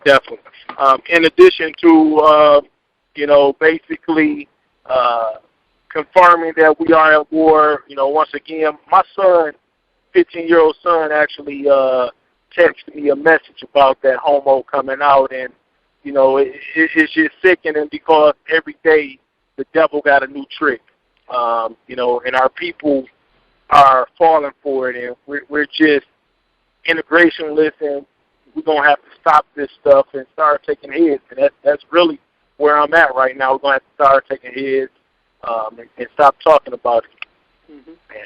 And Jeannie, you got your place, and we got our place as well. So all the soldiers out here, this is a rally call right here. Do what you got to do. And that's all we need to say, because men are men. Do what you got to do. Yes, sir. All right, brother. We definitely appreciate you. You been putting them videos out? Yes, sir. I've been putting them out, brother. But these guys down here scared.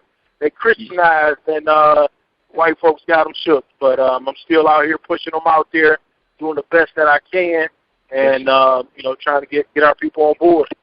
All right, brother. Well, keep doing what you're doing, and we'll definitely see you on the battlefield. Absolutely. Yes, sir.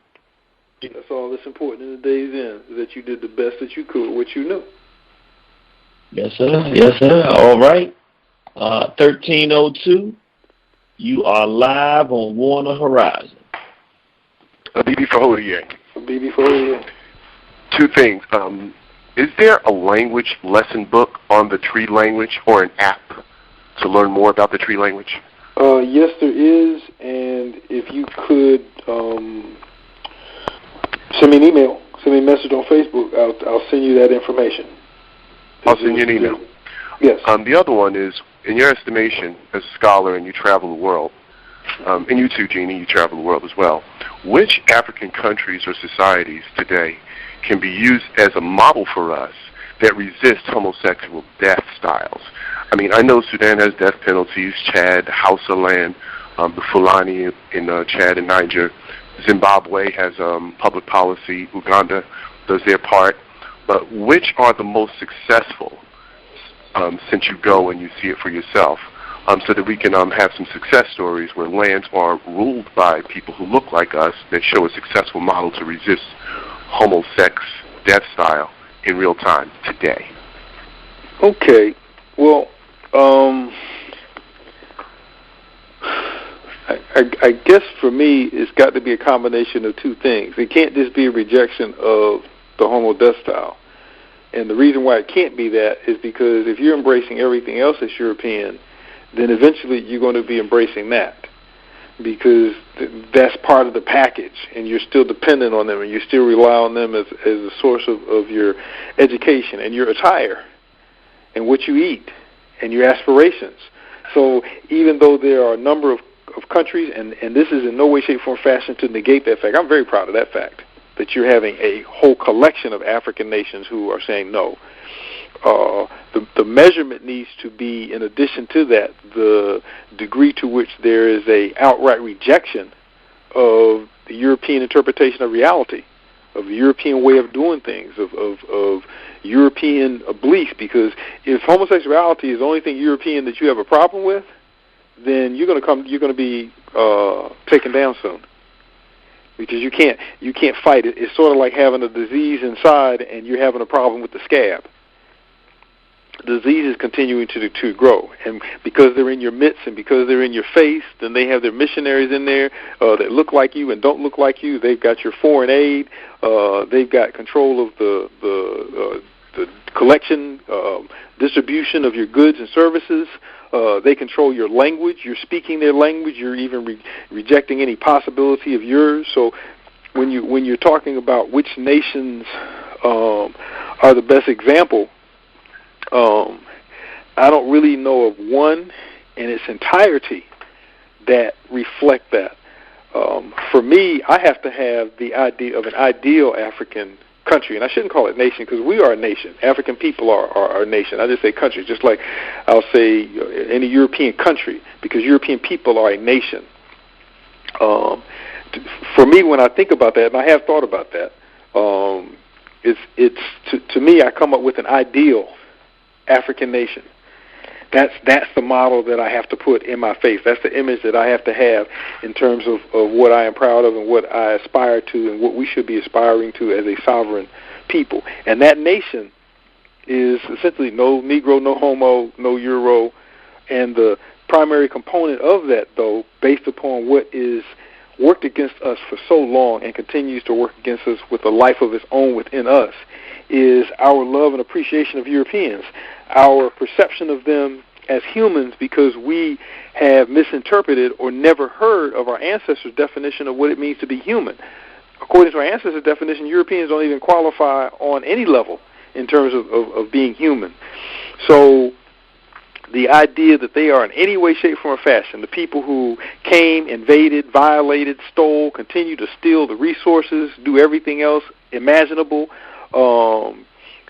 that they have a physical presence, except maybe as traders, and they're met at the gate, and the trade is done there, and then they have to leave. Any of their presence within an African country, to me, negates part of the credibility of that nation relative to homosexuality. I mean, you hear all kinds of people who will be against something, and they'll be loud when they're a gang, if you will. But when they begin to disperse, then it's easy to change their mind. And that's one of the tactics of Europeans anyway. You begin to pick away at the weak ones, or the ones that you have the greatest amount of control over, until the one who is standing at the top may be alone, and then everybody turns against that individual or that country. So for me, it's an ideal. And again, my statement is not to negate what the officials in many African nations are saying relative to homosexuality. We will kill you when you enter. We do not want pedophilia here. Do not bring that nonsense into our country. But it's a contradiction when 2/3 of the rest of what you're about is European. So it's in a lot of instances, it's going to be a matter of time. It's going to be absolutely a matter of time, and it's really too soon, in my mind, to tell which ones are going to stand and which ones are not, because of the political shenanigans of Europeans.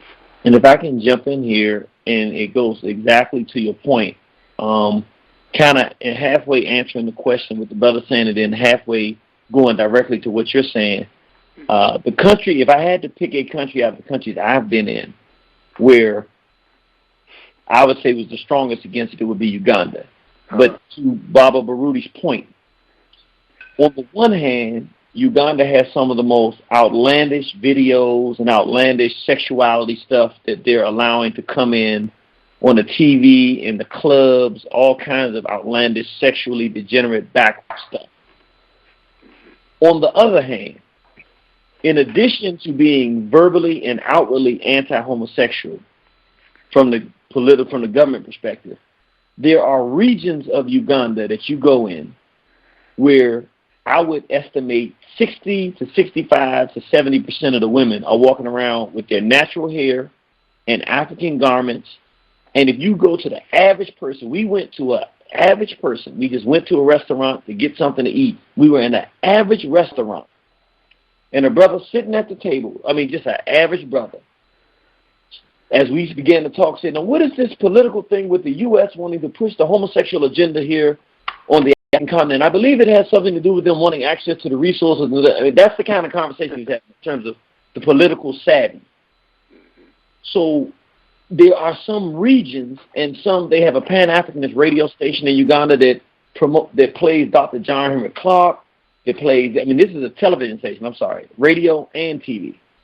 So even to the point of Uganda very recently trying to pass a law to tell women not to wear miniskirts, to make it illegal to wear miniskirts, because they see any fall in the culture in the direction of degeneracy and Europeanness and Western uncivilization to be something leading them in a downward path. So on the one hand, there is a strong fight against Westernization. On the other hand, there's a strong fight for it. But I can say, I felt like if I had to pick out of all the places I went, if I had to pick a place that I wanted to go and lay down a flag and try to fight, Uganda would be a place I would say you could fight there. That's what I would say. Out of the places I've been. Okay. That'll work for me. Yes, sir. My brother? Yes. You good? I'm good. All right. Well, we appreciate the call. Appreciate you. Yep. See you on the battlefield. All right. 2444, you live with Mwalimu Barudi on War on the Horizon. BB for Hodier. BB for Hodier. Hey, I'm a new listener. I just came up on War on the Horizon probably about a week ago, and I'm still going through the archives. And I really been made a believer on this homo agenda worldwide. And what really made me a believer was this incident with Jason Collins of the Washington Wizards coming out as the first openly gay black player. And what really was the hitting point, which made me a believer, was I was looking online, and it said that the White House or Barack Obama, came out and supported it. That's how I knew that, okay, I need to stick with, what I've been hearing in the wisdom and the radio station. And, I feel like, in boxing, they had what you call a 1-2 combo. And I feel like the black community got hit with a 1-2 combo because even before the Jason Collins thing came out, earlier this morning I saw where they're posting about, Michael Jordan getting married to this white model. I feel like, me, I'm just 26 years old. I have no kids. And it's like the message that's coming to me is like, okay, either you're gonna be gay or you're gonna date interracially. What you gonna do, boy? Like that. And it's like man, it's he on the picture he's looking like the heavens have just descended down upon him, and all things are better now because he with this white woman. And he had 2,000 guests at his wedding. And I don't even understand about him because he came from a good, strong family, 2-parent household, hardworking black father, and mother. And he started off decent, and now he's doing what he's doing. And so all thing I'm saying, I'm a believer. That's my comment. I'll let you go ahead and comment on that. I have a question after you respond to what I just said. Oh, wow. Well, really for me, I guess there's no response. He said it. It's good to hear, and this is the second individual. It's good to hear people who have come into full realization that this is wrong, and when you get to that point, then everything gets clearer. It gets more and more clear what they're doing and what they have done. The gray area disappears, and the intent is there. He immediately made the connection between the support of this state of a player on a sports team. Like this should be some kind of big issue. So by permission, now it's blown all out of whatever proportion it could be, kept in. So it's good to hear warriors who believe, who know, who have awakened. Yes, sir. You said you had a statement after he answered your question. Right. Yeah. My question now was I'm down south. I'm in Georgia, so I already saw I'm in the gay capital. And I'm right here with you. Right. Yeah. So that was my question. I had heard online. I emailed Warden Horizon and they told me that Elder Bruder that you were in Georgia. So my next question is what do you have any lectures that I can attend to where I can start connecting with some people that here or. Oh wow. Well, you need to that's not a hard question to answer. And in fact, this summer, I will be doing a lecture where I'm going over the 3 books: The Sex Imperative, Homosexuality and the Feminization of African Males, and Urugu's Eunuchs. And that's going to be here at Akabit Institute starting on June the 4th. You said what's the name of it? We have evening courses for adults. This is on Wednesday nights here, and it'll be from June the 4th through July the 9th. And for this 6-week period, on those Wednesday nights, I'm going to go over the book The Sex Imperative, the book Homosexuality and the Feminization of African Males, and the book Urugu's Eunuchs. So we're gonna cover. The name of the course is Sexual Insanity. Okay. But you can email me. Tell folks all the time, just email me and connect and get on our mailing list. I would also suggest that you try to attend Abakasim Sunsoon that's coming up this Saturday. Set your calendar for sometime around the middle of November when I do the Kebuka lecture. There are a lot of things that's going on. So shoot me an email and I can get you in line with what we're doing here. And if I can say one more thing, I think I saw the brother's email. Please, my brother, you did say that you were new to nationalism, and this is for everybody out there that's listening. I really mean this. The only reason I haven't talked about this thing yet and haven't gone on because I haven't finished it, but let me just tell you. Everybody out there who really wants to know, not the philosophy, but what am I supposed to be doing as a black person that wants to be nationalistic or Pan-African and doing for self and being responsible, you must buy the book, Message to the Warriors, because it is really, I call it, the handbook for nationalism. It's really the Black Nationalist Handbook, and it's so practical and gives you such practical things that you can do. Every black man, woman, and child alive should have that in their home to know what we're supposed to be doing, and we should do it in groups. Everybody read it and talk about it and discuss it and see how well you're measuring up and move towards that standard. So I just wanted to say that, my brother. In addition, and how I could forget, I don't know, this Friday evening at 7 o'clock, we will be on War on the Horizon, the Abibi Fahodie show with Nwalamu and Yabarudi, and we'll be talking about reparations this Friday night. So here, this Friday night, 7:30. Okay, my last question.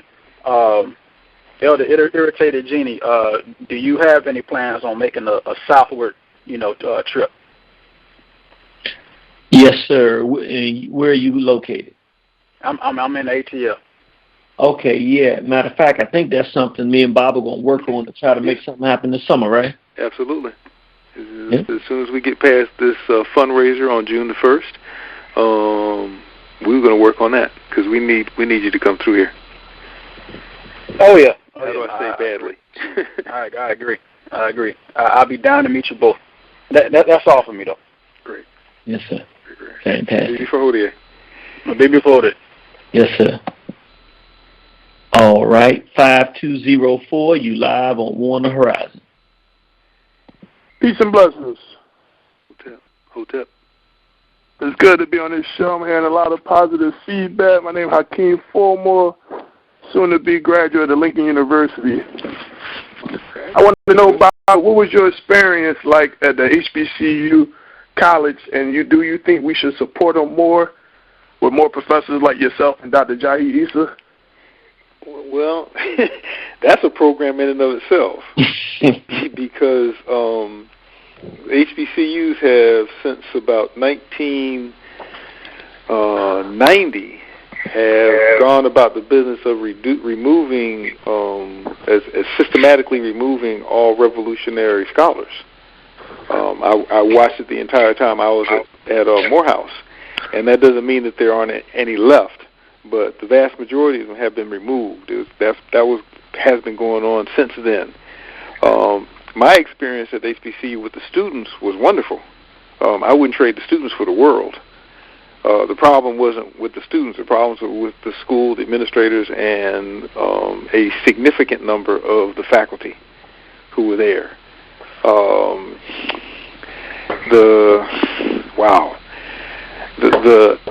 What we have to remember, briefly, number one, the HBCUs are primarily, not partially, but primarily funded with European funds. They're not funded by us. They're not. If we funded them, then the agenda, if most of us weren't Negroes or lost souls, the agenda would be very different. So the HBCUs primarily are about the business of producing black folks who will continue to fill the spots where they will receive the larger crumbs in the system of oppression. That's their main job. That's their main responsibility. And I used to say with students who were strong, who were warriors, who came out of Morehouse as I taught there, that they became men despite Morehouse, not as a function of being Morehouse students. They became men despite it.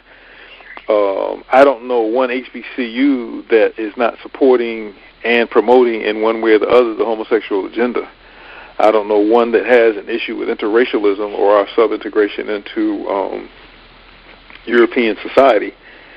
What I think that we need to do, and of course things take time, but I would really like to see, not that I'm in charge, but I would really like to see education, the process of education returned to our communities. I would like for us to create a system of schooling, a system of education, places in every community where any individual can get educated, apprenticeships where we learn the skills that we need to maintain our own communities. Jerry Clark talked about when we headed to school and started getting our education, we forgot about the trades. So Europeans, of course, they kept in the trades because they knew where their money was. So all the people that did the plumbing and the wiring and the roofing and all the rest of our community were Europeans. And those are the things that you need to survive versus things that you need just to be seen. So we need to bring education back home. Now, I'm not in love enough with HBCUs to put them or give them the opportunity, if you will, because I have been involved in a number of HBCUs, and I have dealt with administrators, and I know Negroes. If I had not been there, I really would not have got a good understanding what Negroes were about. I really, really would not. So I'm not concerned about what they think, per se.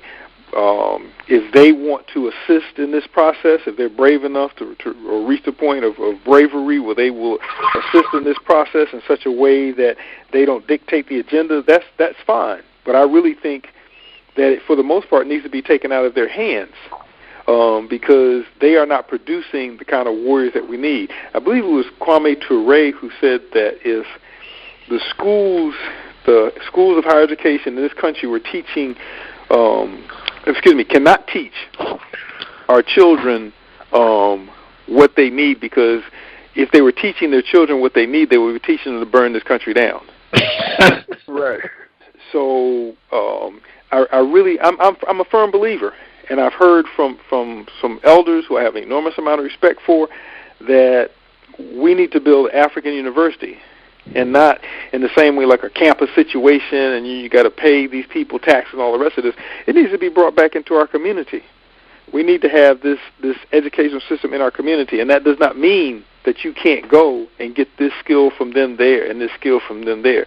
But the job should, the vision should be, I'm going to get that skill so I can bring it back to my community, which is what a lot of people say, but they don't do. I can bring this skill back to my community and infuse it into the minds of a number of our children, who in turn will infuse it, and then we'll develop a greater independence in terms of our ability to control ourselves.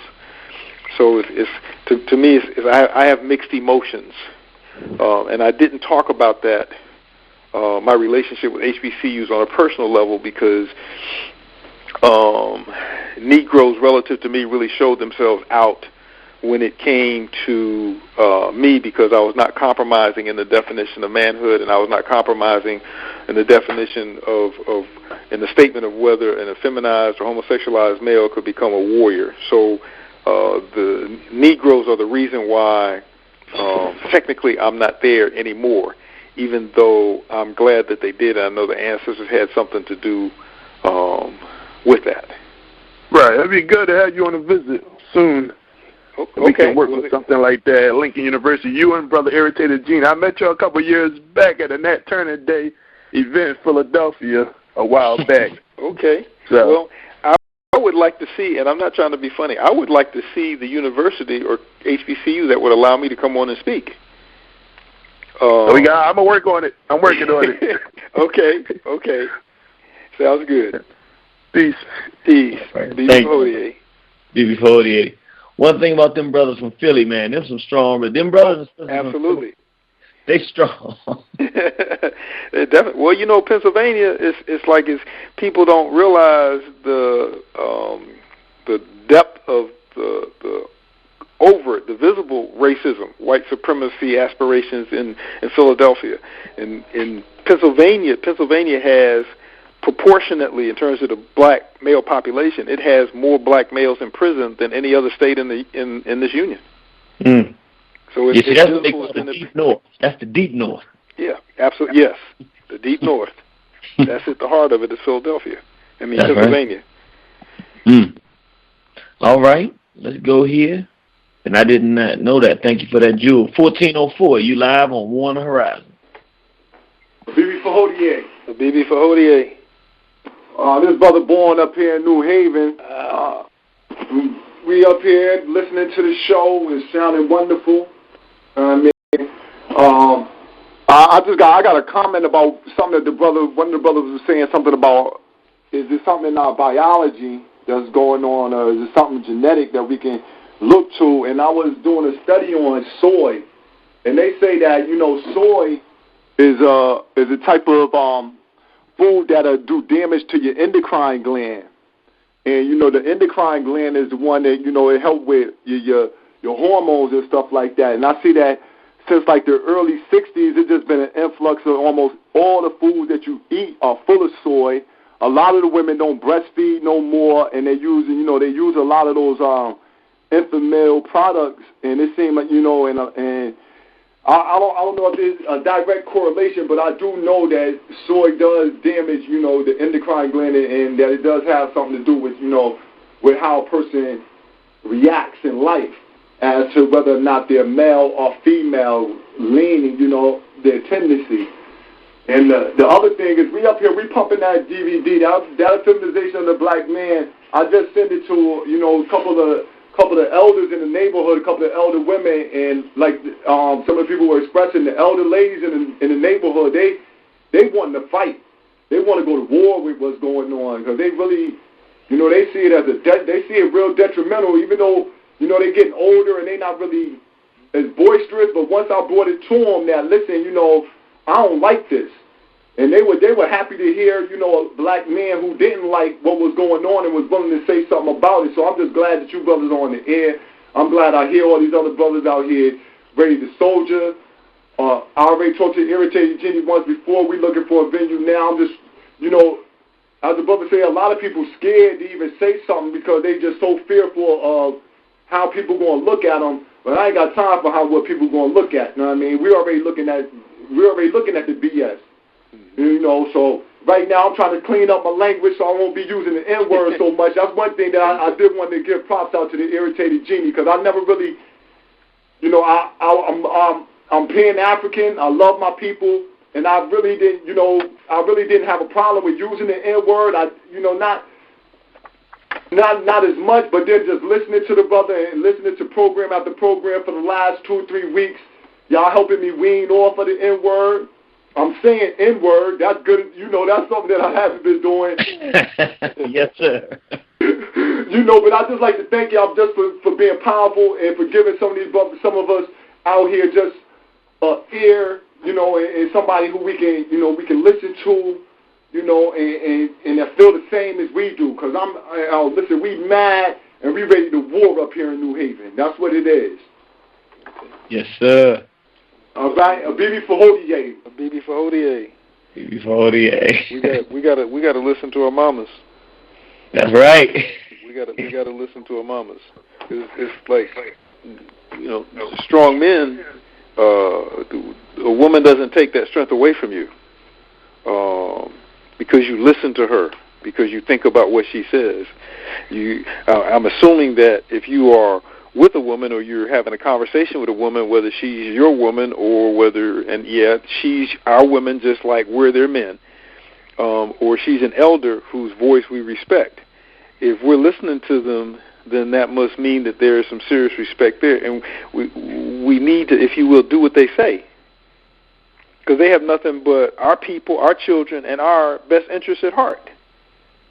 You know, number one, if you're with her, then this ought to be somebody who's wise anyway.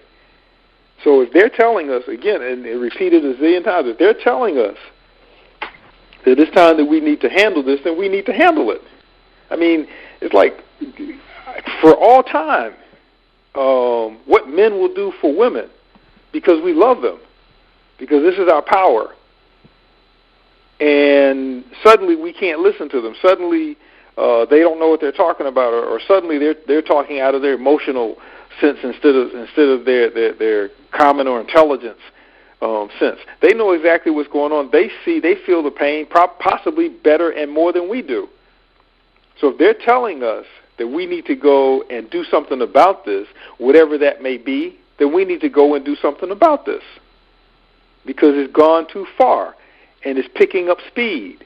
We need to do something about it at whatever level, however we're dealing with it, what have you.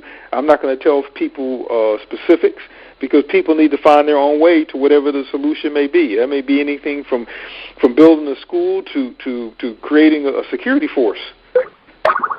But brothers need to do what the sisters ask. I don't think that by saying that I'm punking out or I'm trying to get brownie points with sisters or what have you. No, sisters have always been our wisdom. Sisters have always been our back. Sisters have always been there for us, and we have to listen to them because they're wise. Man, I feel so good tonight, man. I feel like I'm on cloud 15 and a half. Let me go. 5067 live on Warner Horizon. BB for Hodier. BB for Hodier. Oh, hold up. Is this my brother Tinkerman? Yes, sir, brother. Yes, sir. Checking in. Well, let me say this before you go any further. Tonight, I want you to go online and see whatever DVD you want. And I want you to send us an email, liberation@OneHorizon. Matter of fact, it was another brother that was supposed to do that from Florida. Brother, you supposed to do that last week. You didn't send us an email about what you wanted. I know what the brother didn't want to get it, but I want you to do this, brother. It's not a request.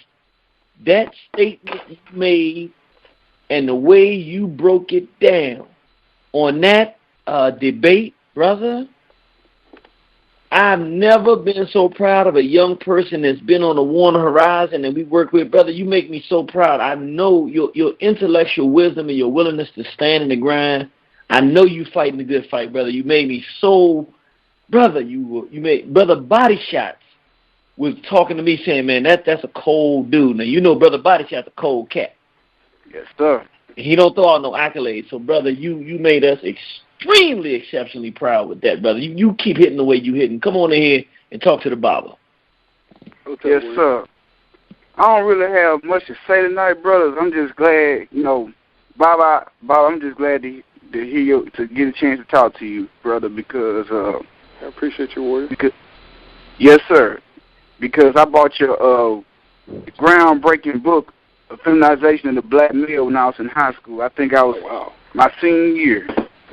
Wow, that's And that was like I was still doing my homework and stuff, but that book was like my religion right there. That was the Bible to me right there.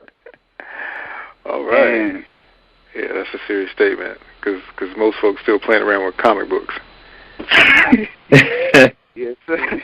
Yeah, that's a serious statement. I mean, I'm sure there are others, but I don't know of anybody else in high school who's reading homosexuality and feminization of African males. You know, that's a serious. To me, I'm not up here trying to brag, but it's a difficult book to get through. Yes, sir, and it was shocking, and it was all the critics trying to put homosexuality in Africa. You didn't waste the time. You went ahead and dismissed those claims. You had evidence. You wasn't just coming from emotion. You had hardcore facts and common sense to back it up with, and that's what a lot of African-centered scholars, they be lacking sometimes. But you and this brother right here, Brother Irritated, y'all come with the facts. And this another thing. And I'm right now, Jeannie, you remember when I told you about the organization I was working with and the fast took it over when I left for a week or whatever? Right. Well, I didn't get in tune with some Pharaoh brothers and sisters down here. They brought that's the people I was passing out the Umar Johnson flyers for, and hopefully I shared some. There was no bootlegging going on. I shared some of the information with you, and hopefully we can get either one or even both of you brothers down here to the SIP pretty soon. Yes, sir. Let us know. Yes, sir. No. But you make sure you go and you send that one, whatever DVD you want off the website, brother. It's yours, because you making us proud, brother. Yes, sir. And you guys are my role model. Yes, sir. Appreciate that. All right. We'll see you on the battlefield, soldier. BB for ODA. A BB for ODA. That's a young brother in college going to Mississippi State, I think. No, Jackson State. Oh, Jackson State? That's Enia's alma mater. Yeah. He's following after the queen. Yes, indeed. All right. I know she'll be happy, proud to hear that. Yes, sir. And she be wondering sometimes. 5789, you live on Warner Horizon. A BB for Hody, brothers. A BB for Hody, warrior. Yes, brother. I'm up here in Connecticut, New Haven, and I'm listening, and everything you're saying is so true. And, I mean, I've been traveling, especially in the Caribbean, and the same thing is happening down there. And it just gets me sick. Sometimes I don't feel like going back to my birthplace down in Trinidad, because the thing that's taking place down there, homosexuality, is crazy.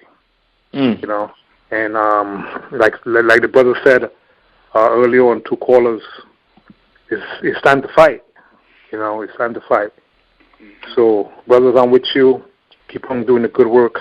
And one thing, what book can I get so I can, do some reading up on this madness that is going on in this place and educate my daughter, because I have a young daughter who's 14 years old, and I tell her every day, when she go to school, stay away from some of these girls, because she come home and tell me some of these girls, and they talk about all this madness. So I'm ready to pull her out of school. My wife's there, and she, actually I'm going through a little disagreement with my wife, because I want to pull her out. But if this is what the madness is going on, up here in these schools here. So what book can I get so I can, bring up more on this and teach my daughter the madness that is going on in this place? Well, I'm going to say 4 books, and you sort of have to pick on your own. I'm going to, of course, say Irritated Genie's War on the Horizon. That's very important. And that may be so much so for young folks, because there's a lot of their attention is focused on the media.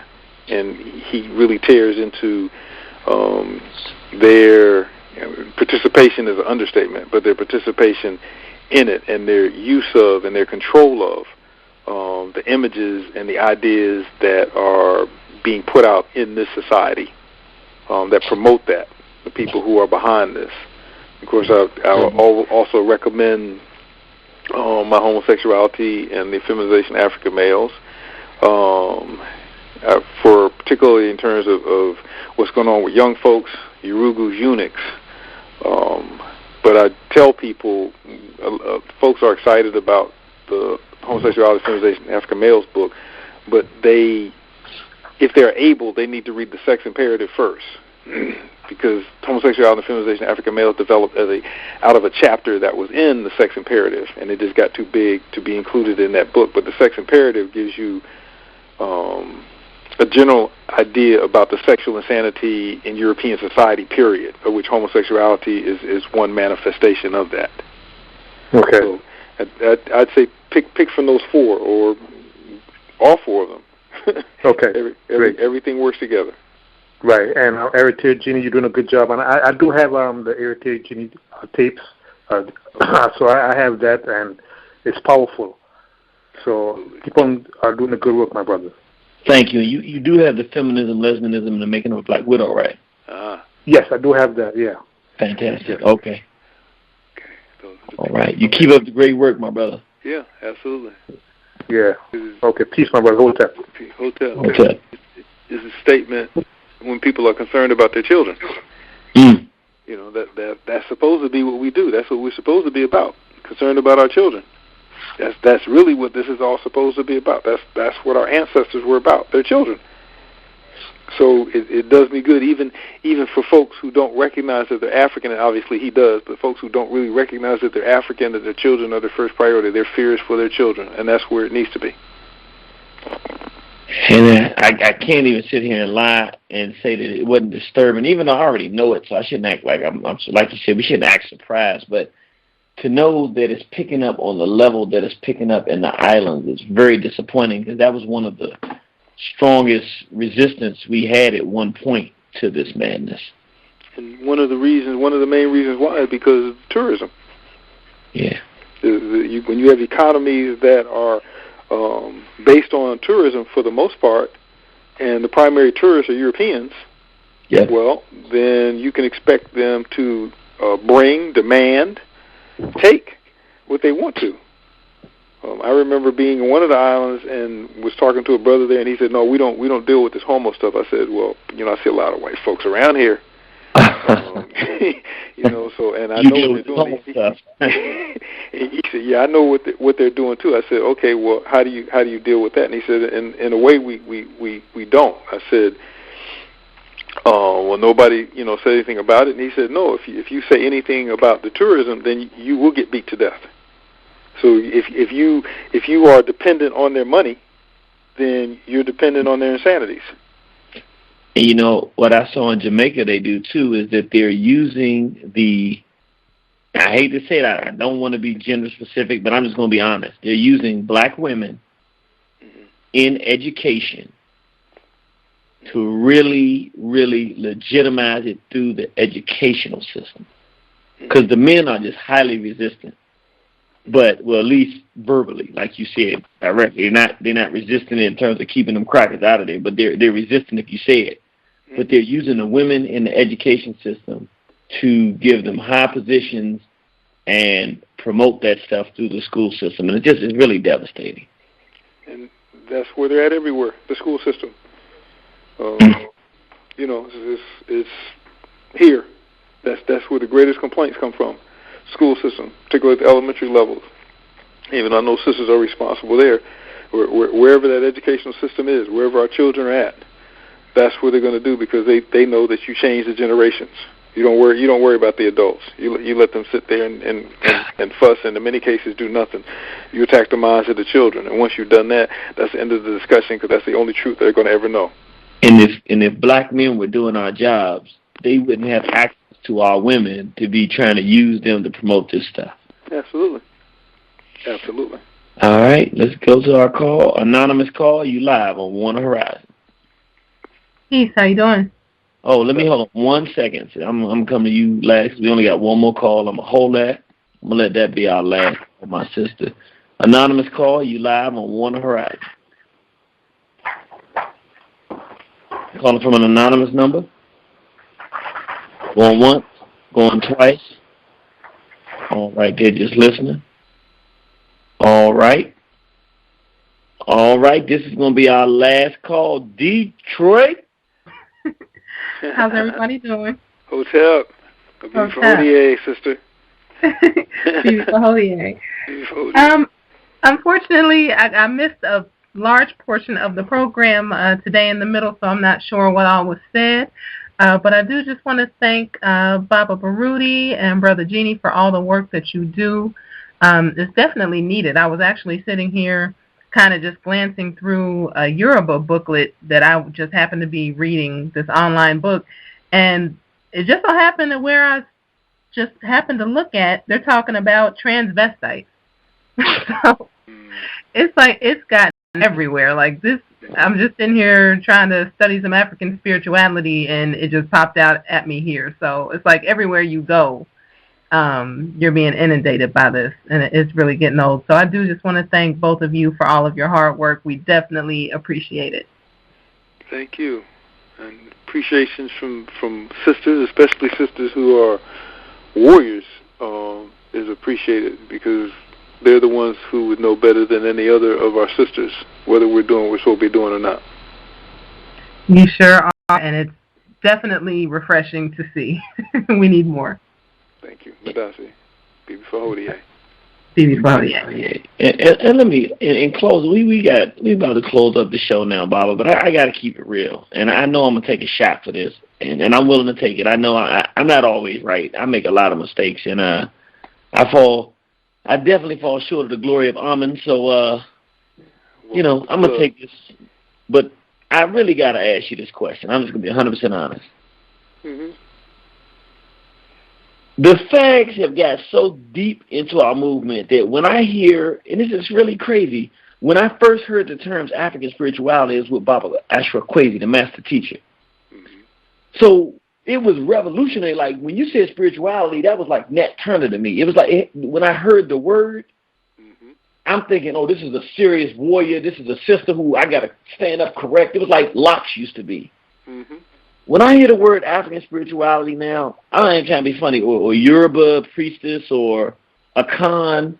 There was a time when I'm thinking Haitian Revolution, Vodun, Nat Turner. Now, I'm not even lying. And I try not to do it because I know we can't just let these bags take everything from us. But soon as somebody says an African spirituality, I say, I don't want to deal with this person. I know they're weird. They're weird, and they probably are some creep and some fag or cracker lover. And I know that that's wrong, but it's not even intentional. It's instinctive. As soon as I hear some spirituality, as soon as I hear the word, I get creeped out. How wrong am I? Well, I don't think you're wrong at all. We're pretty much in the same place. It's sort of like when I first saw Locks and understood the political significance. I was excited. Every black person I saw who had locks, I assumed that I was going to be dealing with someone who was conscious. Of course, I was surprised in many cases. So I got to a point where when I saw somebody with locks, they had to prove in my mind, they had to prove to me, but they had to prove in my mind that they were conscious before I would accept that they were. Now, when I see locks, I automatically assume that they're not conscious, and then it's got to be proven. So the same thing happened with me with spirituality, with quote-unquote African spirituality, because I have encountered more in Atlanta and where I've traveled who were compromised than who understood that we are at war. So I advise warriors, don't dismiss your spiritual side. Don't dismiss your spiritualism. That is a power beyond measure, and you can pull from it like Nat Turner did. Okay, like so many of our warriors did. You can pull from that. That's very much a part of you. But if you're going to be dealing with a spiritualist, if you're going to be dealing with an African spiritualist, then one of the first things that you should hear coming out of his mouth is some indication that we're at war. Because being a spiritualist doesn't change your personality. It doesn't change your politics necessarily. You have the same politics and go through the same ritual rites, what have you, to become whatever it is that you're going to become, and still love Europeans. Went to a wedding relatively recently where his Babalawo was supposed to be all of this and big time, and he had trained this individual who was getting married and blah, blah, blah, and he comes in with his white wife. So we have to, and the three spiritualists who I have some respect for, all of them are clear So it's like when people come here and they say, well, who do I need to go to for a reading for this or reading for that? And I will tell them, don't go to him, don't go to her, don't go, because they don't know we're at war. So we need to, just like we're selecting our leaders, we need to make people, warriors, aware of those individuals who understand and practice and can convey African spirituality. We have to make sure that politically, personally, they understand that we're at war. They understand the concept of enemy. They understand that Europeans are our enemy, eternal enemy. They understand that homosexuality is something that is completely and totally un-African, and we should not be practicing it. If that quote-unquote spiritualist is not in accord with all that, it's the same thing to me. It's like when you ask about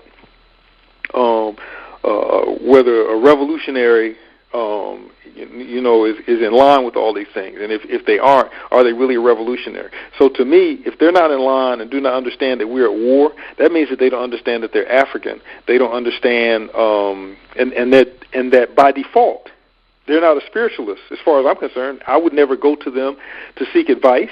I would never go to them to try to find out anything about African spirituality or how we're supposed to interpret reality, the cosmos, or what have you. I don't want anything from them, because I know that their answer is going to be tainted with the Eurocentric perspective. So I don't want to hear any of that.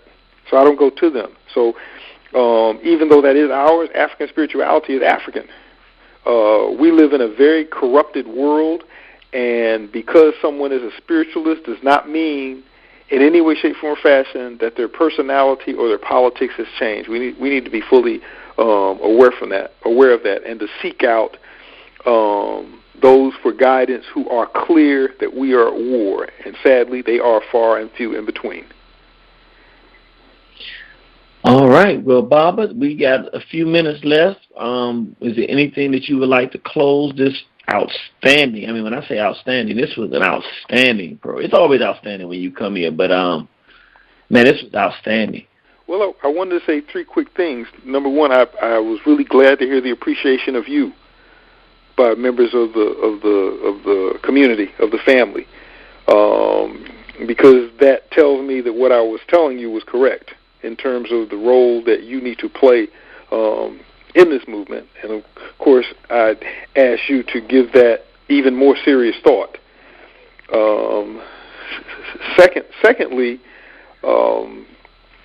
brothers need to, Willie Hutt said, need to work it out. We need to get busy. We need to provide the security that's necessary for our community. We need to stop this onslaught. We need to stop the presence of homosexuality within the centers of the African community. We need to prevent that. I'm not saying we need to negotiate with it. We need to talk to it. We need to coddle it. We need to find ways, just sort of move it out a little bit, but that's friend, that's family. No, it needs to be removed from the center. That has no place there. And anything that comes into the center that is not African is a violation and will contaminate everything African that is there. So it needs to be removed. And it's our responsibility. I don't even want to put that in the hands of the sisters. It's the brothers' responsibility to provide a safe, sacred space so sisters can be the first teachers that they're supposed to be. So we have a job. We need to fulfill that job. Period. No excuses. No nothing. We need to do this. I'm trying to sound like a dictator, but yes, if we're African warriors, if we're claiming to be warriors, then we need to act like warriors. We need to remove the threat. We need to provide the space for our sisters to be who they're supposed to be and our children to enjoy life like they're supposed to. The third thing that I wanted to say was to remind people that Akabin Institute is in the middle of a fundraising drive, which will culminate or end at least officially, June the 1st, with a fundraising concert here in Atlanta from 4 to 10 in the Cunningham Auditorium on Morris Brown's campus. We are asking people to support us. We don't care if it's $1. Of course, we don't care if it's $5,000, but we don't care how small it is or how large it is. And we really want to impress upon people, which I've been trying to do for years, because people think that they have to give a lot in order to support something or be effective. Every penny helps, and we mean every penny.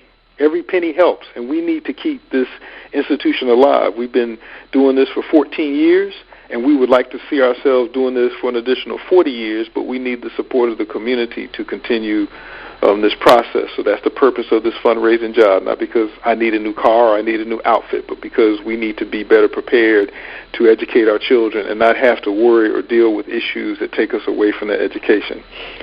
So, I appreciate you inviting me. I have enjoyed myself thoroughly. You know this is going to get into the classroom tomorrow here. So I appreciate having you on. We love War on the Horizon. Oh, and there was something else that you said earlier when you were as honored to have Enia and I accept doing a program on War on the Horizon. We've had other offers over the years. I've had offers over the years. Wow. This is the first one that we accepted. Wow. So it should say a lot about what we think. And there was no discussion. There was no great debate between Enia and I. We just said, okay, what day of the week are we going to do it, and from what time to what time. That was the end of the discussion. Like the same discussion we had when we decided that we were going to start this school, because Iowa wasn't going to be going to any of those public or private schools out there.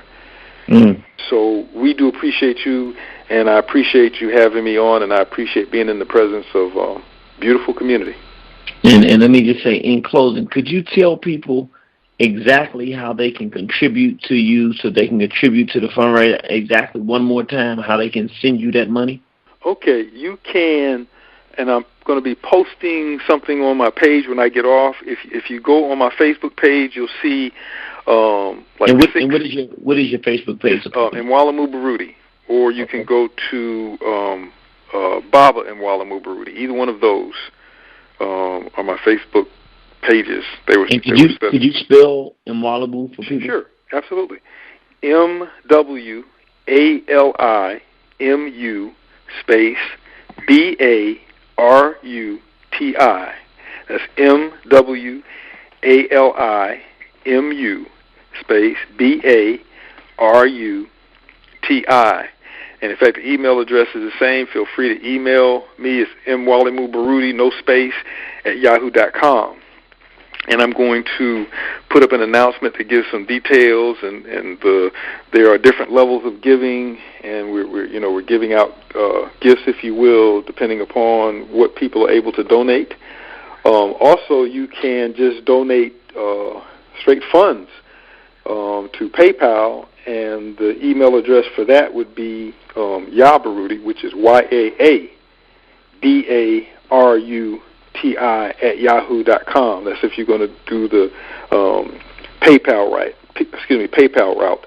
Or you can go to our site, which is www.akabenhouse, AKOBENHOUSE.com. That's www.AKOBENHOUSE.com, and there's a donate button there on the front page.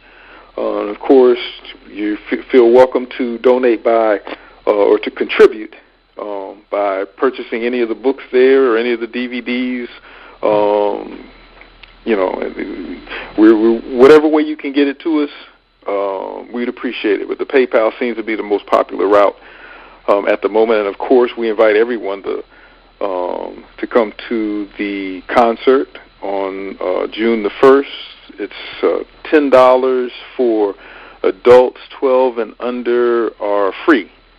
And we'll have flyers out and be doing some email blasts on that very, very soon. But we are definitely looking forward to the support of our community, not someone else's community, but we're looking for the support of our community, because get to this long discussion, but every donation, every contribution, every piece of support that people give carries strings, no matter how much we want to say that some do or some don't, because the people who give you these funds expect you to behave, think, act, teach, what have you, in a particular way. And we believe that those people who support Akaben Institute expect, demand that we continue to be the African educators that we are. So we definitely are looking for the support of the community and have no intention whatsoever in the next 40 years of disappointing the African community. All right. Well, with that said, Baba, we appreciate you. We love you. Give the Queen our best and the family our best, and we'll definitely see you on the battlefield. All right. You do the same for me. A Bibi Fahodie. A Bibi Fahodie. Well, brothers and sisters, we want to please, I want you to make us proud. This is the first forum that Baba has gone on and told people that he wants some contributions. Make us proud for those brothers and sisters that are listening. Send that money to them. Support them. They've been in the community for decades, fighting for our people and doing the right thing. And we want them to see how much we appreciate them, not with words, but with our financial contributions. So please send your financial contributions to Mama Ya and Baba Baruti to show how much you appreciate that there's still Africans out there, no matter how knuckleheaded and backwards we act, they will still dedicate their lives, their time, their spirits, and their hard work and their genius to educating our people to survive the onslaught of war that we face on planet Earth today. With that said, brothers and sisters, I know sometimes we say some things that are hard, but hey, remember, we didn't come here as a friend. We came here to save you. We love you, and that's why we bring giants like Baba Mwalimu Baruti to you. We love you, and we'll see you on the battlefield. War on the horizon. You gotta love it.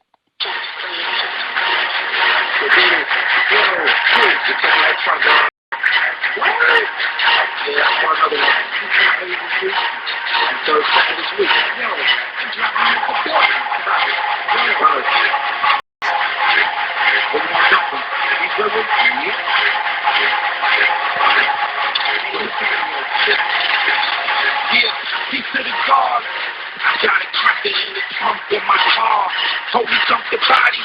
Thought the cracker slipping, so I hit him with the shotty. Said I thought the cracker slipping, so I hit him with the shotty. Caught him in the lobby, fully stretching like karate. So I left his body, took the shotty, kicking like karate. Need a place to hide, so the police never found me. They never get me alive, but no truly ever find me. Yasa Bomani could do the crack and burn me. He could be white trash, so a crooked ass enemy. This is for the slave shit. This for Troy Davis. This for every cracker talking breezy on the day shit. If you see your cold bitchin', I'ma lift the gate. If you really got it confused, if you thinking that I'm racist, I'm just a deadly weapon to guard. I bang hard and I'm left in my squad. It's a lesson to y'all. This is justice, I'm correcting the wrongs. You're in the mall, get you checked in my heart. If you trusting my smart, killing crackers, I perfected the art. Like Max Turner with the burner, with the cracker apart here. Friends get hugged, enemies get shoved in the 6-foot hole. I shovel my black gloves, shedding white blood, the ultimate black love. Everybody grab a back, my brothers are cracked soul. Peace to the gods. I got a cracker in the trunk of my car. Hope he dumped the body. Caught the cracker slipping, so I hit him with the shotty. Said I caught the cracker slipping, so I hit him with the shotty. Caught him in the